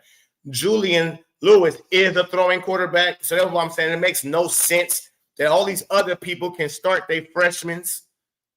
And Julian was ranked higher than all of the freshmen that he's facing. The freshman on BYU that Colorado lost to. The freshman that they just seen who was the backup quarterback on Utah. How Julian Lewis is just not getting no PT, again, that's criminal in itself. You keep putting – why did you put Schwab or Ryan Staub out there in the fourth and not Julian Lewis to see, okay, let's let this young man play now. But I'm sure I'm willing to bet my bottom dollar Julian Lewis is going to transfer after this year. He can't wait to get out of Colorado. He can't wait to get away from this dope head of a coach. Sheesh. All right, man. We're about to switch gears. Let's get into Lamelo Ball, Caitlin Clark-esque. I have to show y'all this. Hopefully, I don't get flagged. Cut the music. But I want to show y'all. This is good 8 minutes of Lamelo Ball just dropping dimes. Check out his passes. Now, again, the comparison I'm making with him and Caitlin Clark is they both can score at a high level, and they both the best passers in the league. They both shoot the three ball from out yonder. Lamelo was doing that in a freshman in high school, pointing at the half-court line, pulling up from the half-court, if you don't know. Lamelo is a guy who dropped 91 points as a sophomore who was supposed to be a freshman in high school. He dropped 91 points as a sophomore in high school, and he's a pure point guard. So let's pay attention. Let's pay attention to some of these passes because you don't see these type of passes no more really from not even NBA players and not even from Caitlin Clark, not these type of passes. She makes beautiful. You think Caitlin Clark got pretty passes? You think Caitlin Clark got pretty passes? Watch this. This is the man version. Look at this. Look at that. No, look. This is the man version. Look at that. Crazy work. Crazy work. Crazy work. Stupid. Y'all gotta understand. Boy. Thanks to you. On the money passes. All on the money, too. They're not just fancy. They be on the money. Go get it. Right? How you throw a player open? How you throw him? Get there. Stupid. Yep, take two defenders. Get downhill. Yeah, keep rolling. I got you. Yeah, keep rolling. Easy passes like that. Oh, my God. Oh, my God. Hey, listen. I'm trying not to rewind so much of this. But that's insanity. Did you see where he threw the ball from? Looking from where he threw it from.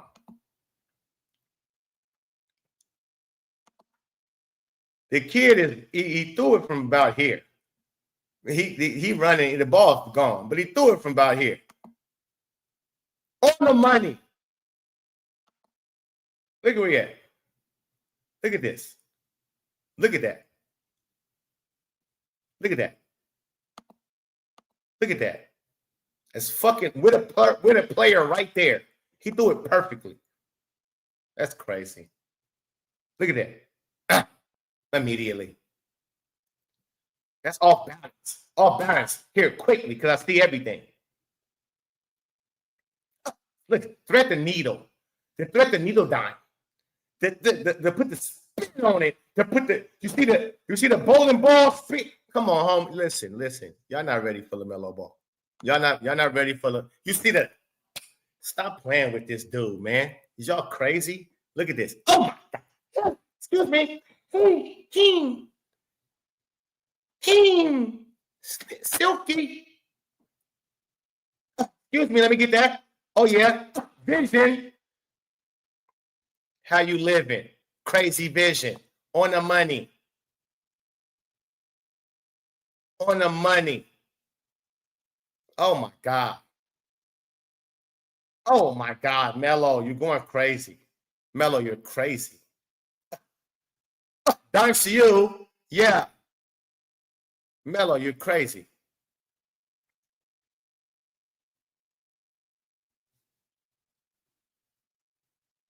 Oh. No look. No look on the money.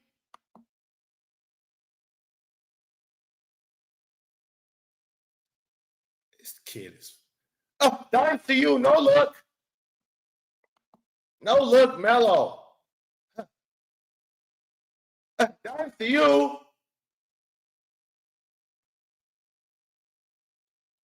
Kid is crazy.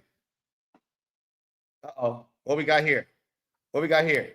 Oh, my God. You're an idiot. You're an idiot. Is that what you do? Is that? Come on. Come on. Did y'all just see that? He got like 3 people he can pass to. So I'm loving this. I want to break this down for you real quick. Just his vision. His vision. He already looked back at Rozier right here. So that's my trailer. He got Kelly up here. He got Caleb up here. And I forget his name. Nick, right? I think Nick something. So right here, he's already in motion to pass. They don't know if he's going over here because he looked like he about to throw it over there. They don't know if he's going over here, but he throws it behind. He goes around his back this way and throws it. That's crazy work. That's crazy work. That's just that's just crazy. On the money. On the money, though. He just walked into it. Come on. Come on, let's go. I'm at the playground. I'm at the playground. You understand? Playground. Rucker Park. Oh, it's handles galore. Oh, my God. Huh. Excuse me? Excuse me? Huh. Yeah. Yeah. Melo Bezzo. Oh, my God.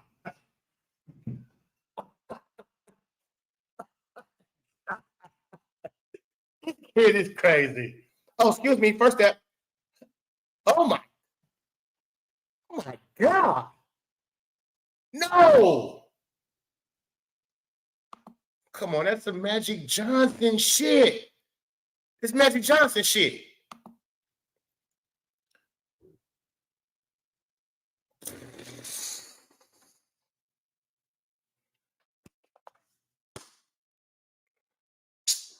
Oh, man. Oh, my God. Stop playing with him. Stop playing with him. He make every pass for you. What you need, I'm put it there for you. Tell me about it. Oh, yeah. Thanks to you. I ain't even showing you the shots yet. His jumper is just as nuts. His jump shot ability is just as nuts. That's why I say him and Caitlin Clark is because, oh, my God. Caitlin not passing like him. She can't pass. She's the female version when it comes to passing of LaMelo Ball. That's the comparison. Look at that. Look at OMG. OM. Are you fucking kidding me, LaMelo? Are you kidding me? On the money. On the money. Right in his shooter's pocket. He did. Motherfucker. Am I screaming? He did that on the money. Right to his shooter's pocket. Right to his shooter's pocket.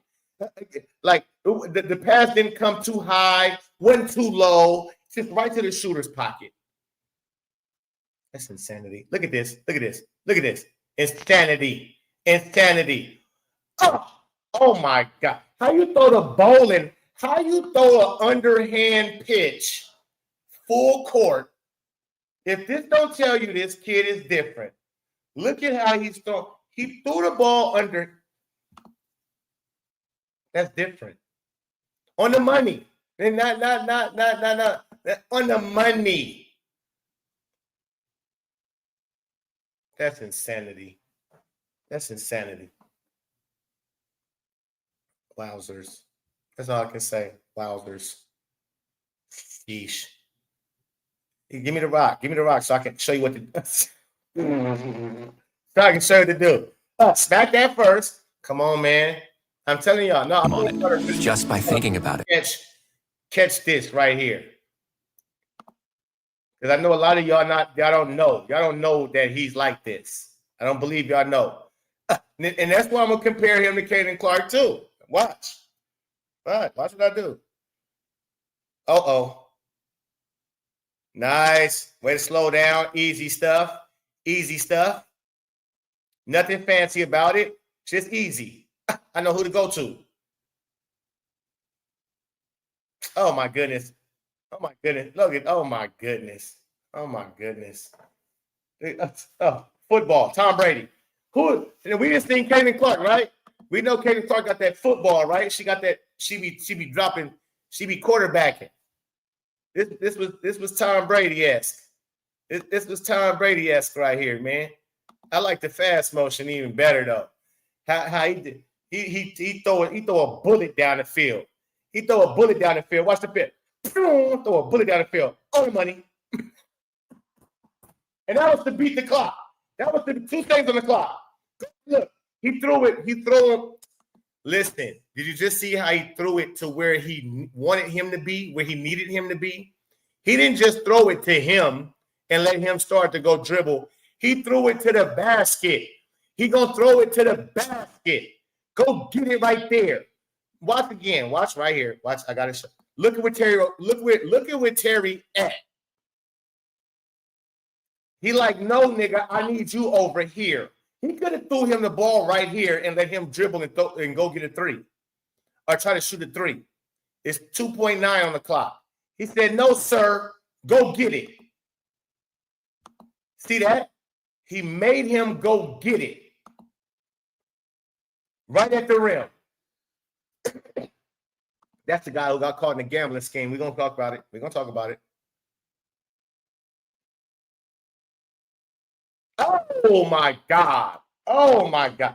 Now, we seen him do one off the backboard, right? We seen him go through the leg, throw it off the backboard to the – this guy is at Rucker Park in the real game. This is what he's doing. This is what he's doing.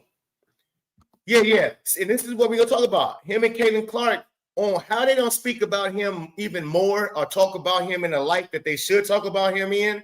Because, again, if you're not knowing about LaMelo Ball and you probably never seen him do this type of shit, you should be saying right now, like, I've been missing this. Hey, wait a minute. He's been in the league. I haven't seen this. Yeah. Welcome to the Just Being Frank show. The truth. He's beyond the truth. You don't see guys in the league doing the things he does. Promise you. He's better than most players in the league. Just as it. Oh my God. This nigga, he's crazy. He's crazy. He's crazy. That's nuts. That's nuts. It's nuts. This kid is fucking insane, bro. He's really a different breed of a player. That's crazy. Oh my God, that's just nasty. That's nasty. That's what we call it. Oh my God. Just come here. Just here. Get it right back. Give and go at his finest. That's incredible. Hold on. What we got now? Oh my God. Oh my God. See, that's not, see, oh, the no look. Y'all not paying attention. Y'all better pay attention to LaMelo Ball. You better pay attention to LaMelo Ball. He really the best player in the league. I'm gonna be frank with you. He's really the best player in the league. In my opinion, he's the best player in the league. Same thing about Caitlin Clark. With me, I'm telling you, with Clark and LaMelo Ball, it's the same for me. The LaMelo hasn't been available. Availability is the best ability, and LaMelo keep getting injured and be out for significant. But when he out here, unfuckwittable. The way he's about to look, the way he, oh, yeah, let's go back. Y'all got to see this. You got to peep this out. It's nuts because you got to watch LaMelo's eyes. Look at LaMelo's eyes. He going to look at these players over here and he frees them. See, and he acting like he's throwing it to him, but he know where he going. He see the weakness in the defense and he get this ball from one side to the other in a blink of an Angel Reese eyelash. Oh. Look at the players. Look at the defenders. They thought he went to him. Look at his eyes. He over here. Look at his eyes. He over here. Then watch, they're going to realize, damn, he didn't go to neither one of them. Look at Terry Rozier's head. He like, shit, where you just throw that to? Look. Oh, Melo, you something different, kinfolk. I'm going to make him respect. Oh, my goodness. Football. He out here playing two sports. Football, throw him open. Oh, my goodness. That's nasty. That's nasty. How you do that? Show me that again, please. Show me that again. He falling out of bounds. He falling one leg.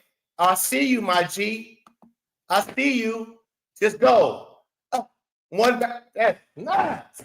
That's fucking nuts, man. Y'all got me tripping, man. I ain't seen, man, are y'all serious? Y'all better start putting some respect on LaMelo Ball's name. Oh, my God. Oh, my God. It's not a facade. Oh, my God. Come here, Jalen Williams. Oh, Muppet baby looking motherfucker. Oh, my God. Thanks to you, who doing it like you? Who doing it like you, sir? It's nobody in the league doing it like you. It's only one person that I know who do similar to you, and that's called Caitlin Clark. It's only one player I know who can do similar things like this, make similar passes. Not quite like that, but similar to that. And the only reason it's not quite like that is because it's a girl, and her name is Caitlin Clark.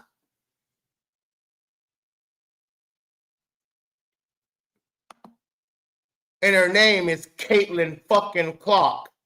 So when I tell you LaMelo Ball, Caitlin Clark, that's the female Caitlin Clark is the female LaMelo Ball. She don't got as much as handles, but she got good enough handles. She can't pass as good as him, but she passes better than most men we see in the NBA. Not him, though. She can't pass better than him. And that's saying something because, again, I believe Caitlin Clark passed the ball better than mostly all the other NBA players. She throws more on-point passes than most NBA players that I watched, except for him and maybe one other, Lonzo Ball. Shout out to Lonzo. LaMelo Ball brings real basketball back to the game. He brings that feel of real point guard who can score and everything. Because he give you 30s and all of that. He dropped 30 balls. He was second, third in scoring last year before he got hurt, if you didn't know that. He dropped 27 last night, had 8 assists, 9 rebounds. He's the all-arounder. He can give you rebounds, double-digit rebounds. He's the walking triple-double for real. He's young in his career. This is what, 5th year, if I'm not mistaken, 5th year in the league. He's unbelievable on that court. Pope, did you see that half court behind the back pass CC dish out while going out of bounds? Insane. Yeah, I believe, was that versus the Dallas Wings game? Wasn't that versus the Dallas Wings? When she did something like that? Talent, high IQ player. Indeed. So again, y'all never want to miss. LaMelo, he played tonight. He played today. Go get you a league pass, or if you don't go get NBA league pass, go sign up for Hornets league pass. At least the Hornets. Keep up with me. I'm about to do the same because I'm getting back on my LaMelo train. I believe he will be healthy. I only got off of LaMelo Ball because of all of the injuries. He kept getting injured on me. But other than that, LaMelo's the best player that I've really seen in a long time in the NBA. To me, he's the best player in the NBA because of the way he can score the ball, rebound the ball, and pass the ball. Nobody else can do it like he can do that.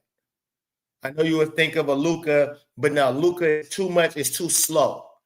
Luka's great. I love Luka. I mean, he's going to win MVP this year, most likely. His scoring and the way he know how to use his body and the efficiency rate that he scores at is crazy. And then he will pass nice passes and make the pass when need to be. But it's a different game. Just say that. Love Luka's game, but it's different. It's more half-court game. LaMelo's game, it's a track meet. It's a boom, ball is gone. The ball gone immediately. It's out of there. It's no question that the ball don't stick to LaMelo's hand. He can be dribbling, going crazy, doing all kind of crazy dribbles. And as soon as somebody come open, or as soon as he pay attention, the defense ain't paying attention to something, he attacking it. And ain't no telling how the pass is gonna come. He cannot be looking at you. He could be looking at you. He can throw an overhand, a behind. You seen it. He throwing full court underhands. And then he throw an underhand pass all the way down the court. It's crazy work. It's crazy, crazy work. Ah, that was a dope pass. Yeah, man. Yeah, it was. Passed him open. We gotta check him out, man. Because that's I'm covering Melo. He's gonna be healthy this year, and I think this Hornets might have a good season. They just lost last night by a couple points to the Philadelphia Sixers, right? And see, LaMelo is authentic. They don't push LaMelo the way I think they should push LaMelo because he's not a go-along, get-along guy similar to Caitlin Clark. If he was to go along and get along and push narratives and to do some bullshit, they would have LaMelo Ball all over the place. They would be pushing LaMelo in front of your face and making sure he play on TNT, even though the Hornets is poop. They would make sure you see LaMelo Ball. They make sure you don't see LaMelo Ball. Because they know if they put LaMelo Ball on TNT and ESPN on every Friday and on every other, they put his game and they talked about him the way they should talk about him, it would grow so crazy. Because again, a lot of people, you would think that a lot of people all know about LaMelo's capabilities on that court. They don't. They don't. Why they don't? Because they only choose to talk about what they want to talk about. So you're going to be able to hear it over here for sure. Now, what's next for Caitlin Clark? Let's move on to this situation, this scenario real quickly. All right, before I get out of here, and I'll come on and do a reaction to Ben Daniels later. I'm not going to be able to fit it in this time. Shout out to BDP, though. But the lockout is looming. It's coming up in a few days. And my issue that I have with Caitlin Clark is I still love Caitlin Clark, of course, and can't wait till she plays. But it's when are you going to play? Where? What's up? How do you feel about these Nefesi Colliers and Bree Stewarts and Abuma K? How do you feel about them not negotiating nothing and trying to lock your ass out? I would like to know. I'm sure the people would like to know. How do you feel? And can you step up and say something? Can you say, hey, I'll do the negotiation then? Like we are, can you call a meeting with do you care about I know you do. So why aren't we hearing more from Caitlin Clark on this matter? Your league is about to be locked out. You're the face of this league. We don't hear you say shit. That's what I got a problem about. I got a problem with what is your next move? Between the leg, under the knees, with the alley-oop pass is crazy. Right? Yeah, it's crazy. The man is different. What is Caitlin Clark's next move? They locking you out the league. The PA Players Association, the people ahead, they don't even want to negotiate. They're not even trying to make this work. They only looking forward to Unrivaled. And again, this is another thing about it. If Bree Stewart and Nefesta Collier was two of the people, I understand that a Boom Bouquet, I believe her name is, whatever her name is, she's the main person, I guess. But the other, Breonna Stewart and Nefesta, they all involved. They all in it. And it might be some other players that I haven't mentioned. But why hasn't yet, and you got to ask yourself, just like I'm about to ask y'all, even though I'm going to ask you, I want you to ask yourself this too. Then answer it. Ask yourself after I ask you. Why hasn't the WNBA say, you two cannot negotiate? You two are the owners of Unrivaled, a rival league. And we don't want Unrivaled to be a part of it. We don't want Unrivaled to exist, basically, if we're going to pay you this new deal. So you two can't even negotiate. You can't even be in a room with us. Because y'all going to be biased to your Unrivaled shit for sure. So why hasn't Adam Silver and Kathy Engelbert, ask yourself this as I ask you, why haven't they told them to, y'all need two new PA people. What are they called? Player Association people, PAP people, what are they called? Why hasn't the commissioners of the NBA and WNBA said that you two are not allowed in the negotiation room? It's a conflict of interest. You're not operating on a better behalf of the players in the league. You're operating on the better behalf of you and your league. No, I don't even think they could be called racist. It's because I don't think they could be called anything. I believe everybody who's grown understands that's a clear conflict of interest. So if they came out and made that statement and said we couldn't have Nefesta Collier and Breonna Stewart as the PA people no more, part of the PA program, whatever the fuck it's called. We can't have them a part of it in negotiation rooms because we're going against them being able to play in Unrivaled. And of course, Nefesta Collier and Breonna Stewart is not going to go with that. So we got to take them out of that equation. Period. Those two players. And fill them in with two new players. Who should the two new players be? Caitlin Clark, Sophie the Trophy, gun in hand, Cunningham. Why did I say Sophie? Just because she looks fucking fantastic. And she gonna say what's on her mind. She gonna talk some shit. You understand? But I believe she gonna listen to Caitlin too. Caitlin, Sophie, yeah, pay us. We've been struggling for a long time. She might hit her with the white girl ratchet this.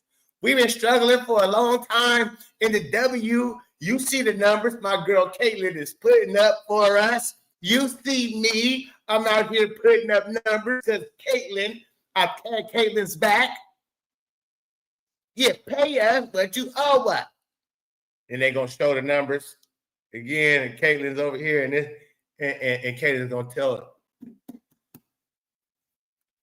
Sophie, relax, Sophie. We're gonna get some stuff, but we ain't gonna get all the stuff. But we're gonna get some stuff because you want a Sophie in there. You want a pop your shit type of person to negotiate and say, "Fuck that, I don't like that." You see what's going on, and then you need a Caitlin Clark head in there to say, "Okay, all right, listen, all right, check this out. Okay, let's say we do this. Let's say we do this, and we stop doing it, and we don't do that. We can do that. How do we do it? We can do that. We can get a deal done." But they're not. They're not. You know, everybody understands. But you also know the word racism stops everyone in their track. Yeah, but no, because you can't say racism. Breonna Stewart is white. She's white. So no, it's simple business. Everybody understands simple business. That's simple business. That's not even complicated business. That's a conflict of interest. Clearly, that's every definition of it. So it's the exact definition of a conflict with interest. If you're the one negotiating and trying to negotiate for all the women in WNBA, and you have an invested interest in something that we're against. All right, so it's definitely a conflict of interest, but only non-delusional people realize this. CC knows it too. But Nafessa, who went to Kamala Harris and now next government, New York, involved with being called racist. Right. And listen, hit the like button, subscribe to the channel, and hit the super chat, ladies and gentlemen. We've been rocking out for 2 hours. I feel like I've been cooking my ass off, giving you good content. Bless your boy. Hit the super chat. All the numbers is low now, especially since I didn't diss the WNBA and Caitlin Clark playing in it and said I'm basically done. The numbers is low. And so if you could look out, hit the super chat. Don't be stingy around this motherfucker. You understand what I'm saying? I'm working. I'm cooking. Right? We here. P say they won't accept CC negotiating because she's still a rookie to them. Don't forget how petty these W. Yeah, of course. What I'm trying to say though, what I'm trying to get out is appreciate that, Pete. What I'm trying to get out, and I'm about to drop the link for Pete to get up here too for a second and hear some things. But what I'm trying to say is, it doesn't matter if I'm the commissioner. I'm picking the PA people. If we got to exit 2 of them out, I'm gonna tell them y'all best bet is to go get Caitlin and whoever she wants to bring along. We will deal with Caitlin because that's the one who everything is on. It's on Caitlin. You understand? It's so if we don't have Caitlin, we would rather hear from her. And again, that's why I say, man, I want to hear from Caitlin on how does she feel about all this. They about to lock you out, CC. You just gonna let it happen? You're not gonna speak up and fight for none of it? And that's my thing. That's what pissing me off about Caitlin Clark. It's seeming like she don't want to fight for nothing. She's not standing up for herself on the court. People say, okay, cool. She's not saying nothing about the franchise and how the way that she's being treated with the bullshit injuries. She actually went along with the bullshit injury story. She's not sticking up to the coach for real. It's getting on to me like I need to hear from you, CC. All right, we got Pete in the building. Pete, man, talk to me, man. What's going on? How you feeling? Happy Sunday to you, too. Happy Sunday, Pope. Can you hear me? I can hear you good. Yes, indeed. Yeah, it was great to see you, man. Great to see you going live. Yeah, how you doing, man? How's your family? Oh, good, man. We can't complain. The only complaints we got is CC ain't saying shit. I'm glad to hear that, man. I'm glad everything is okay on your side. Listen, man, regarding the CC thing, well, yeah, she doesn't speak up. People speculating a lot, but yeah, she's at some point she's got to speak up, because I'm done. I've been done. you know this. I've been done with all the excuses people always make for her. Oh, she moves silently, or she does this, she does that. She's humble. She's got to protect her brand. Like she's the only. That's one excuse that I really hate. You know, like when people make use that excuse, like why doesn't she? You know, when we ask why doesn't she stick up for herself on the court, she's gonna have to smack a hole one of these days, even just one time to send a message like, "Yo, back off." And people are like, no, she's got a brand to protect. Like she's the only, they talk like she's the only athlete that ever had a brand. Michael Jordan to this day has a brand that Caitlin Clark is never going to touch. She's never even going to reach his level. She's not. And he mixed it up on the court. He let brothers know after a certain point, he was like, yo, ain't going to be no more of that. Right. And people knew. People talk about Charles Oakley was his enforcer. No, he didn't need Charles Oakley would fuck you up, but now Mike didn't look to Charles. Hey, can you save me, Charles? No, Mike will fuck you up. Yeah, Charles didn't need a reason. People don't know about Charles Oakley. You know, people think, I'm sorry, man, but people think Sophie's an enforcer. Listen, man, you ain't never, everybody out there who thinks Sophie is a real, I like Sophie. She's the only one who did stand up for Cece. I give her that. But if you think she's a true enforcer, I would advise you to go watch Xavier McDaniel, go watch Charles Oakley, and let me know when you ever saw a rookie body slam Charles Oakley the way Kiki Iriafen slammed Sophie, and with no pushback, because Oakley didn't need a reason to fuck you up. You just looked at him the wrong way. You said the wrong thing. Come on, Pope. You know this. You just said the wrong. You just look at Oakley sideways. You was going to have a rough game. But people don't know. You know what I'm saying? People think, people think standing up for Cece is just, she gets eye gouged, and Lexi says, come on, man. What are you doing, JC? That ain't standing up.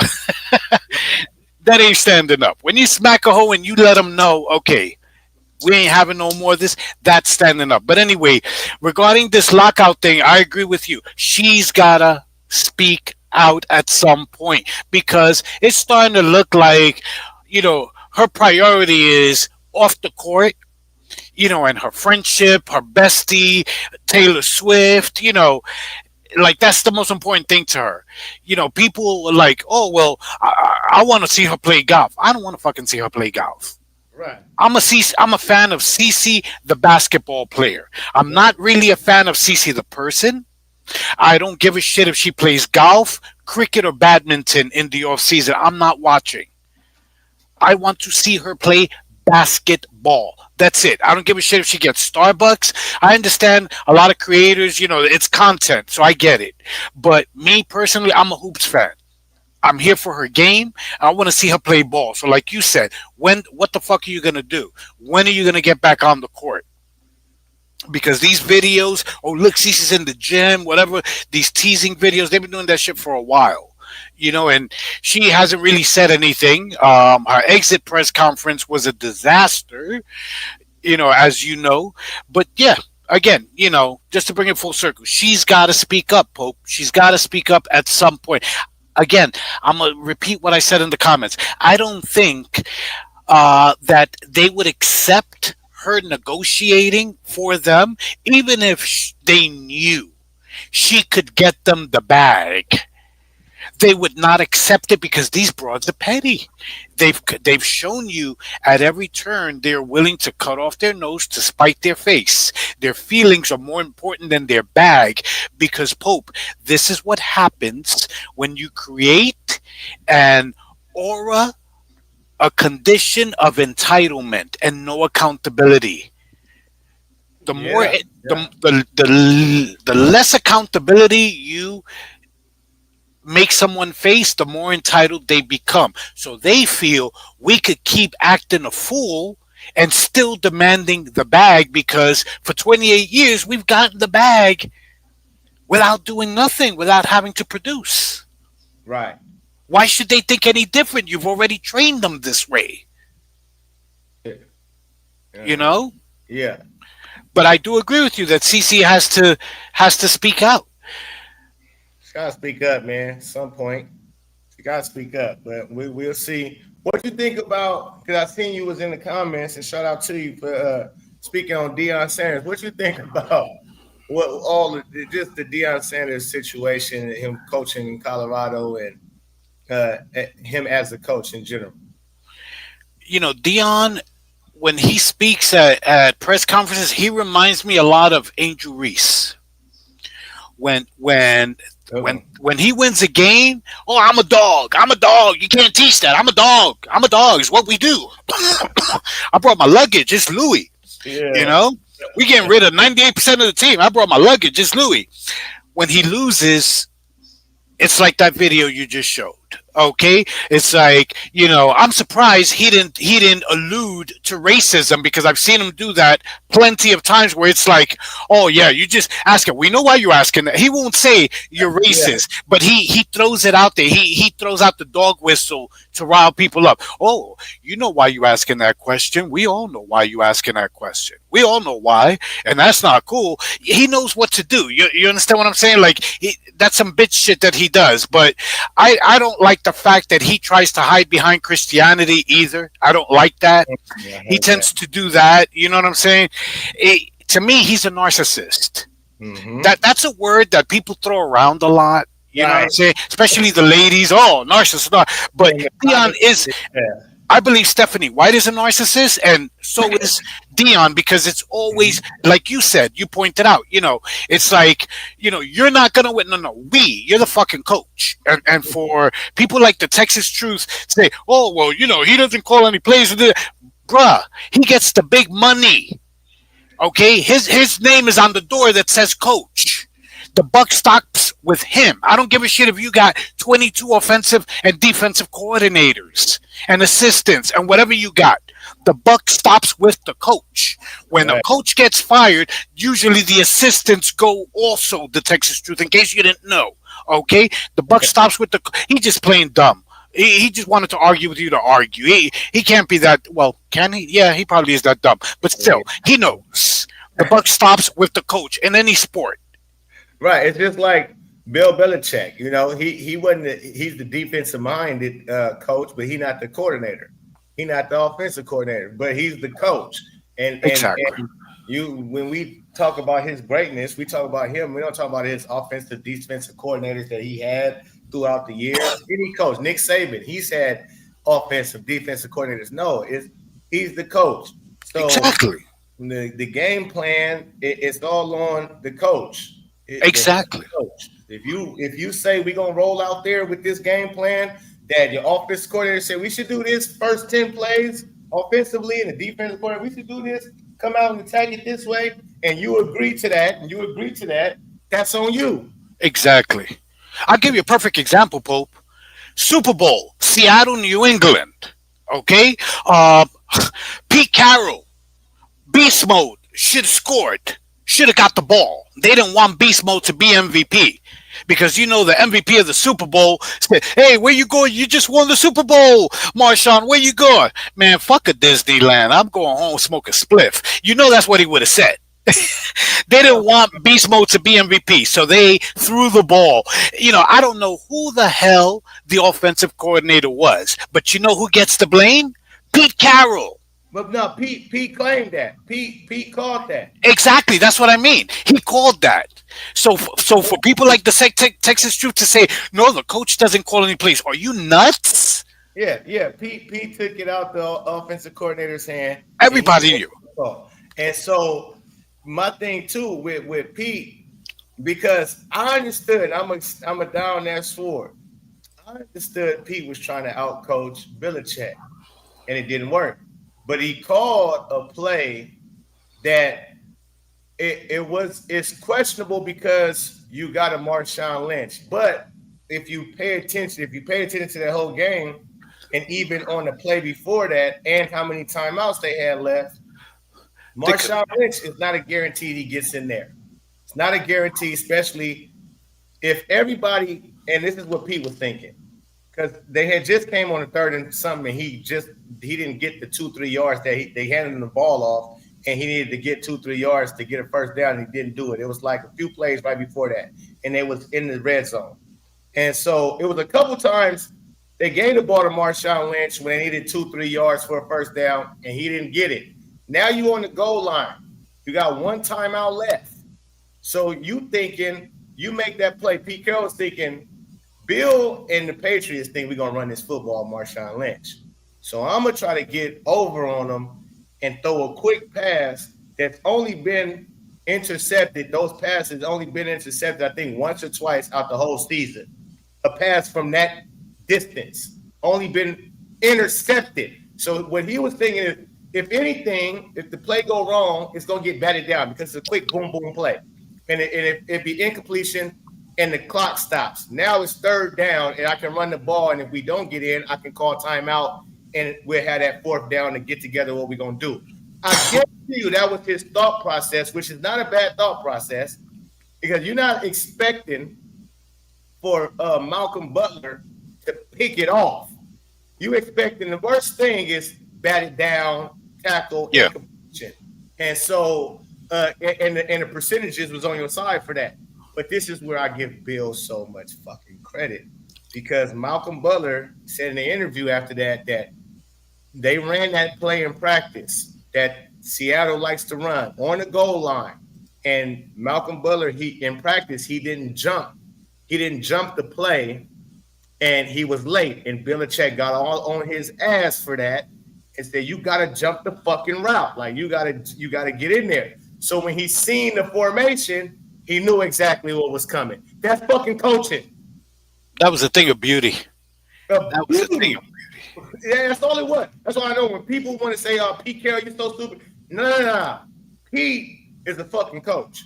Pete just got out-coached by the best coach and to me in football history. Go ahead. What do you think? That is true too. That is true too. Yeah, you could see, when you break it down, you do see his logic.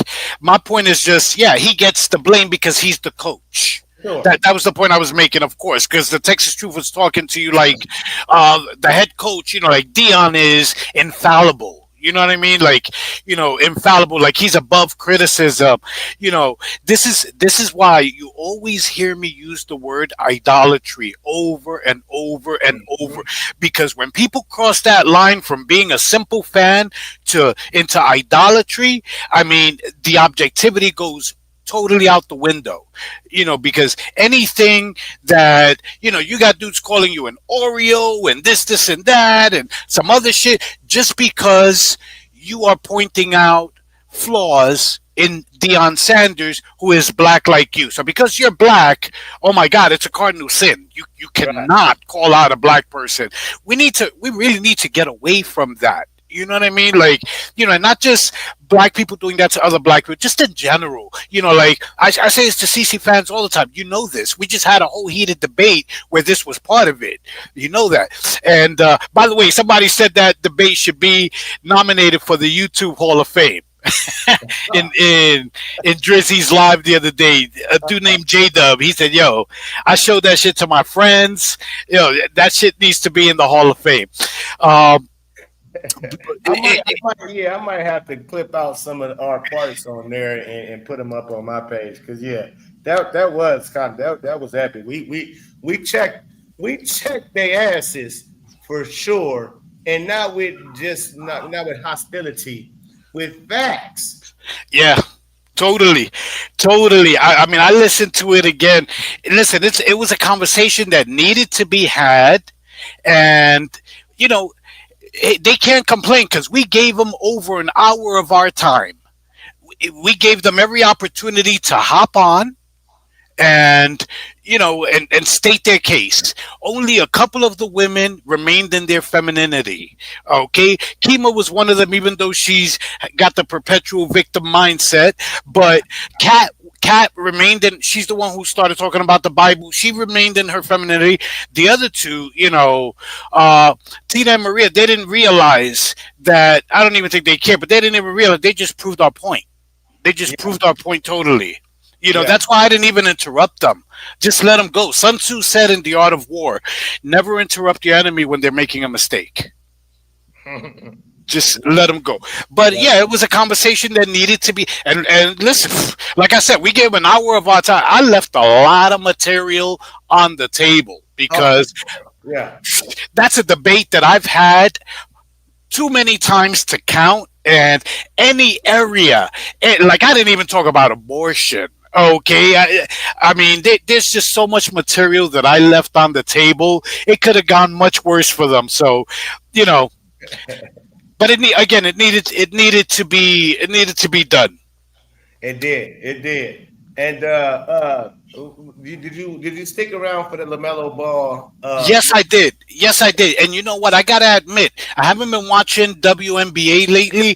Even last season, I didn't watch a lot. I stuck mainly to highlights. But Lamelo's looking good, man. He's looking good. I think. I mean, he looks better. And what I've seen from him, I've seen stuff before today. I think he might be better than Lonzo, man. Oh, for sure. Yeah, no, he's been I better. think he is better than Lonzo. Yeah. Lonzo is a shell of himself, been a shell of himself even after Yeah. because he got hurt his rookie year, that knee. After the first injury to that knee, well, he was a Laker his rookie year. He never was the same. No, and he got injured again, didn't he, with the Bulls? He kept getting the same knee, kept getting re-injured. Yeah. So he never could get the same. Now with LaMelo, it's a little bit different, but damn near the same. He's been out every year. This is his fifth season, I believe. And he's been out every year since after his second season. Like even his first season, he broke his wrist and he was out for a nice significant amount of time. But he wasn't out for too long. He still won Rookie of the Year. He had enough games and he hand down won Rookie of the Year when Anthony Edwards and Indiana Pacers Tyrese Halliburton, they was the runner-ups versus LaMelo. LaMelo watched him out. Yeah, he watched him out the door with Rookie of the Year. He just destroyed, right? And a lot of people didn't even notice that LaMelo had such a better rookie season than Anthony Edwards and Tyrese Halliburton. So he missed damn near a month, and he still won the Rookie of the Year. That's how far ahead he was of them dudes. The second year he came back, and he ended up going out with an ankle injury, and that kept pegging him. Third year, same thing. This might be his fourth year though. Let me see something real quick. No, this is fifth. This should be fifth. By the way, I do agree with you when you say, if he was go along to get along, they'd be promoting him more. I do agree with you there. Oh yeah, for sure. Because he's when LaMelo first hit the scene. Because again, he had his whole he had a nice following just on social media since a kid, 14 years old. Right? They've been following the shit out of LaMelo Ball. And so when he finally got to the league and they dropped his shoes, everybody's buying his shoes. His shoes was selling out just like that. Like anything LaMelo was putting out, it was selling out. Now him getting injured throughout his career, this is his fifth season. And again, 3 of those out of his fifth season, he was hurt for majority of the year. So people really not. But when he's on, he is on. He's the best looking basketball player in the league. From as far as all around him, he can do everything, and he's 6'7", 6'8" point guard. He's a pure point guard at 6'7", 6'8". And again, he's only 22, 23. So he's still young. Yeah. He's super young, man. So I'm like, when this dude get 25, 26, 20, like that's when you're gonna really see him on a whole nother level. And he's on another level right now. And the reason why I compare him to Caden Clark is because, like I said, with LaMelo, I haven't seen a point guard like that who can score at such a high clip. He can put up 30 and give you 15 assists at the same time. And plus 8, 9 rebounds at the same time. That's what they have. The games ain't similar. She can't dribble like him at all. But she's the female version of LaMelo Ball. LaMelo Ball is the female version of Caden Clark. If you love Caden Clark's game because of the way she plays the game, tap into LaMelo Ball, and you will be just as entertained, if not more entertained, because he do way more entertaining things. Where do you think he'll go after Charlotte? Because I don't see him staying in Charlotte. MJ has never shown that he really wants to put out a winning team on that floor. Yeah, exactly. I think when this contract is up, he had just signed a Supermax which most rookies do because you can get the most of your money after your first 4 years. And so he signed during last year. He signed at the beginning of last year. So he got another 3-4 years. So he got another 2-3 years on his contract, and I think he's out of here when this contract is up in the next 2-3 seasons. Somebody pick him up for sure. Oh, for sure. No, he's a supermax player already. He's gonna stay a supermax player. He's there. Like, his talent is undeniable, and everybody knows that. And if he got it with the right team, the right organization, because like you said, Charlotte is a dumpster fire, and that's another reason why they're able to try to hide him. But it's funny to me on that sense too. Like, Lamelo don't get no calls. The same shit with Caden Clark. I watch Lamelo every year, every game, every fucking dribble. The dude don't get no calls. Just like Caden Clark. They be beating him up. He don't get no fucking calls. He can shoot lights out from out yonder. All of it damn near kind of some similar shit. The coach be playing with him, keeping him out at certain times of the game when he should be in the game. Just like last night, they was up on the 76ers, up by 11 going into the fourth quarter, and LaMelo went crazy in the third quarter. He went crazy in the first half. But then he didn't put him in until like damn near 7, 8, 4 minutes, 5 minutes that went past in the fourth quarter. And he's like, what the fuck? And it's the new coach. The first coach he had did the same shit, and they fired him, just like Christy Stock. It's so much similarities. It's crazy on how they promote LaMelo Ball, how they promote Caden Clark, how they don't give him no calls, how she don't get no calls. How their games are similar as far as high-level scoring, high-level passing, high IQ, those type of things, man. And so I'm intrigued by both of these players, and I'm gonna definitely be covering LaMelo Ball. With Caitlin, they make that shit too obvious, man. Yeah, for sure. It's super duper obvious. Yeah, they don't target LaMelo Ball. That's one thing. People don't target LaMelo Ball. He just don't get the calls. Just don't get the calls. Yeah. So that's definitely totally different. That Caitlin is dealing with females. Melo's dealing with males. They not trying to target and take him out and do all of that, but they know they can play a little more physical with him, right, and get away with it. Yeah, for sure. Yes, CCB getting drop kicked into the fifth row. They're like, not even a regular foul. I didn't see nothing. Nothing. Ref be right there. I wanted to ask you, what do you think of if it's okay to pivot, what do you think of the gambling thing that happened? Yeah, I'd say with the gambling thing, that's another reason I feel like they kept Caitlin Clark out. It's so tomorrow can gamble on Indiana Fever and they not be the favorites. If she playing and they the favorites, you can't make no money. You sit her ass down, you can make money because everybody's still gonna bet with the Fever or whatever the case may be. But they'll be underdogs, and if they win, which you see they won, they got all the way to the semifinals. All of that, I think, is all in together with the mob ties and the gambling, even from the NBA. Because Adam Silver knows all about all of this shit. Adam Silver is involved with all of this shit. He came out and tried to get ahead of it before the arrest happened 2 days on Pat McAfee's show. He came out talking about the gambling and the whoopty wow woo woo. But the next thing you know, 2 days later, all these arrests is happening with the NBA players. Exactly. The long laundry list of the shit in the WNBA. Nobody ever gambled on the WNBA until 2 years ago. Caitlin Clark. That's the only time people start getting there. Like, you know what I mean? Mm-hmm. I'll tell you something else too that's floating out there. I'm sorry. Go ahead. No, go ahead. No, something that's floating out there is that I got to look into it. I'm just repeating something I heard. I'm not totally confident in it, but somebody said, actually, a couple of people said that they had investigated the NBA had investigated Terry Rozier before. A couple of years ago, and they said, "Oh no, we didn't find anything." And then the feds started investigating, and Adam Silver obstructed their investigation. I have no doubt that he knows all about this, and if you notice the names of the people who got, Chauncey Billups ain't no scrub. He wasn't no scrub when he played, but still, they're going to try their damnedest to keep a LeBron's name out of this, a big person's name out of this. We saw it in baseball with Shohei Ohtani.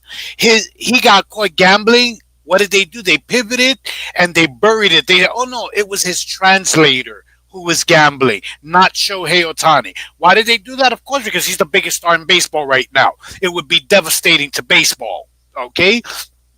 The same way they buried it when MJ was gambling. This is the problem with sports. They have no credibility. You can get caught cheating. It's not like college. You get caught cheating, you're avoiding your titles. We're taking away picks in your draft, blah blah blah. Sure, they might dock like the Patriots got docked the draft or whatever, but they kept their titles. The Houston Astros got blatantly caught cheating, kept their title. Okay, so they have no integrity. What did people think was going to happen when all these leagues got in bed with DraftKings and FanDuel and blah blah blah? The government. People forget the government is only has a problem with something when they're not getting their cut. That's why we have prohibition with alcohol. That's why weed for so long. Okay, if they could find a way to tax fentanyl, they'd make that shit legal tomorrow. Yeah. As long as they can get their cut. So that's what was going to happen anyway. I've been telling people for a long time that sports are rigged. Just, a lot of people hear the word rig, Pope, and they automatically think like a movie script. Like you're saying, the whole game is rigged, from the way they pull up their fucking socks, the way they tie their shit. No, man. But you don't need the whole game to be rigged. That's what people don't understand, Pope. You coach, you could rig a game easily. Even without the refs' help. You could point shape, you could do this, you could do that, fake injuries. You don't even need the players. If you're the league and you want to rig games, you do what the NFL does. You use the refs. How does the WNBA rig games? They use the refs. People don't understand. The people who say sports ain't rigged are the same people who say Asia has a special whistle. What the fuck do you think a special whistle is, people? Right. It's game rigging. You're giving an advantage to someone else, to one side. It's like if you made Usain Bolt run with one sneaker. That's rigging the race. Right. That's what. Do you agree or disagree? A special whistle is game rigging. That's what it is. Yeah. Special, yeah. You're not calling the game right. You're not calling the game fair. For sure. And all of these people, man, they soul sellers, man. They willing to do whatever to get to the bag and all of that type of stuff. No integrity in the game is lost and all that good stuff. And that's where I keep going. So we in that world of spiritual warfare, ladies and gentlemen. Good. That's right. So let's get into it. I'm actually about to damn it. I'm gonna tell you one thing before you cut it, Pope. I know because I've watched you for a long time and I've watched what you've talked about. So I know that you go beyond. What I mean by that is I know that you think outside the box, which is why you're able to understand, a lot of stuff that goes over people's heads. You know the nexus between sports and government. You know how sports are used. You think outside the box. I tell people all the time, you ask questions that you don't really want the answers to, because when you're given the answers, it's like, oh, it's a conspiracy theorist. You're a conspiracy theorist. Then don't ask the question, because these are questions that require going, in many cases, multiple layers, like an onion. You got to peel more than one layer. The answer is not simplistic. Right. And that's the problem. People don't understand that sports is not just a game being played on the field. There's a lot that goes into it. Yeah. It's a lot that goes into it, man. And so we just you gotta be careful. If you're doing that gambling and all of that type of stuff, you gotta be careful. But I'm about to get on up out of here, man. I'm gonna play this Good versus Evil. I just put this on my channel the other day and made this in the studio. Y'all, if you haven't heard it, go support it. Go check it out, share it. All that good stuff. It's on my channel, and it's called Good versus Evil. But I'm gonna end the note on that. Pete, anything else you want to say before I play this good song and we get out of here? Just have a blessed Sunday. Thank you for bringing me on. Have a very blessed Sunday, Pope. No doubt, man. Bless everybody out there, man. Stay up to everybody. Much love. Much love, brother.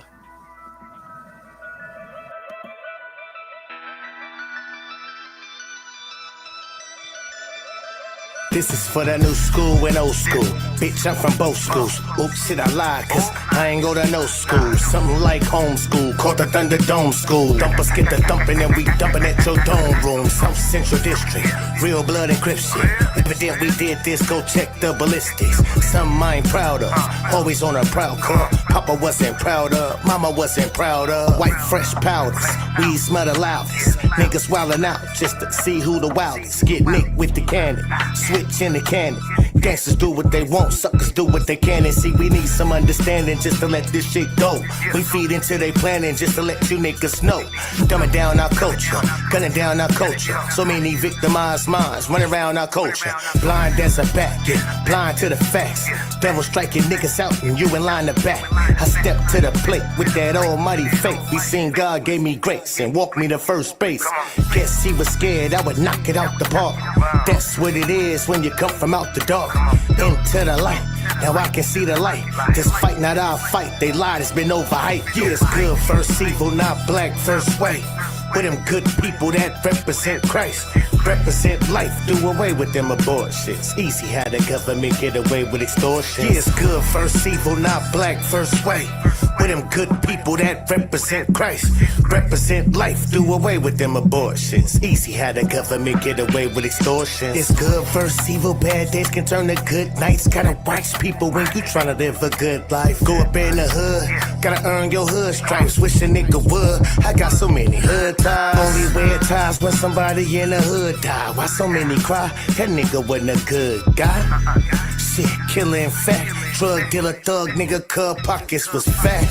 So that's fear, not love. Them ain't tears, that's blood. All the blood that he shed, all the years in the mud. Shit, stuck in a rut, but the real evils come. Put your trust in the gov. They put in God, we trust on the doves, 100. But they don't never keep it 100, one blood. It's how we need to keep it, one love.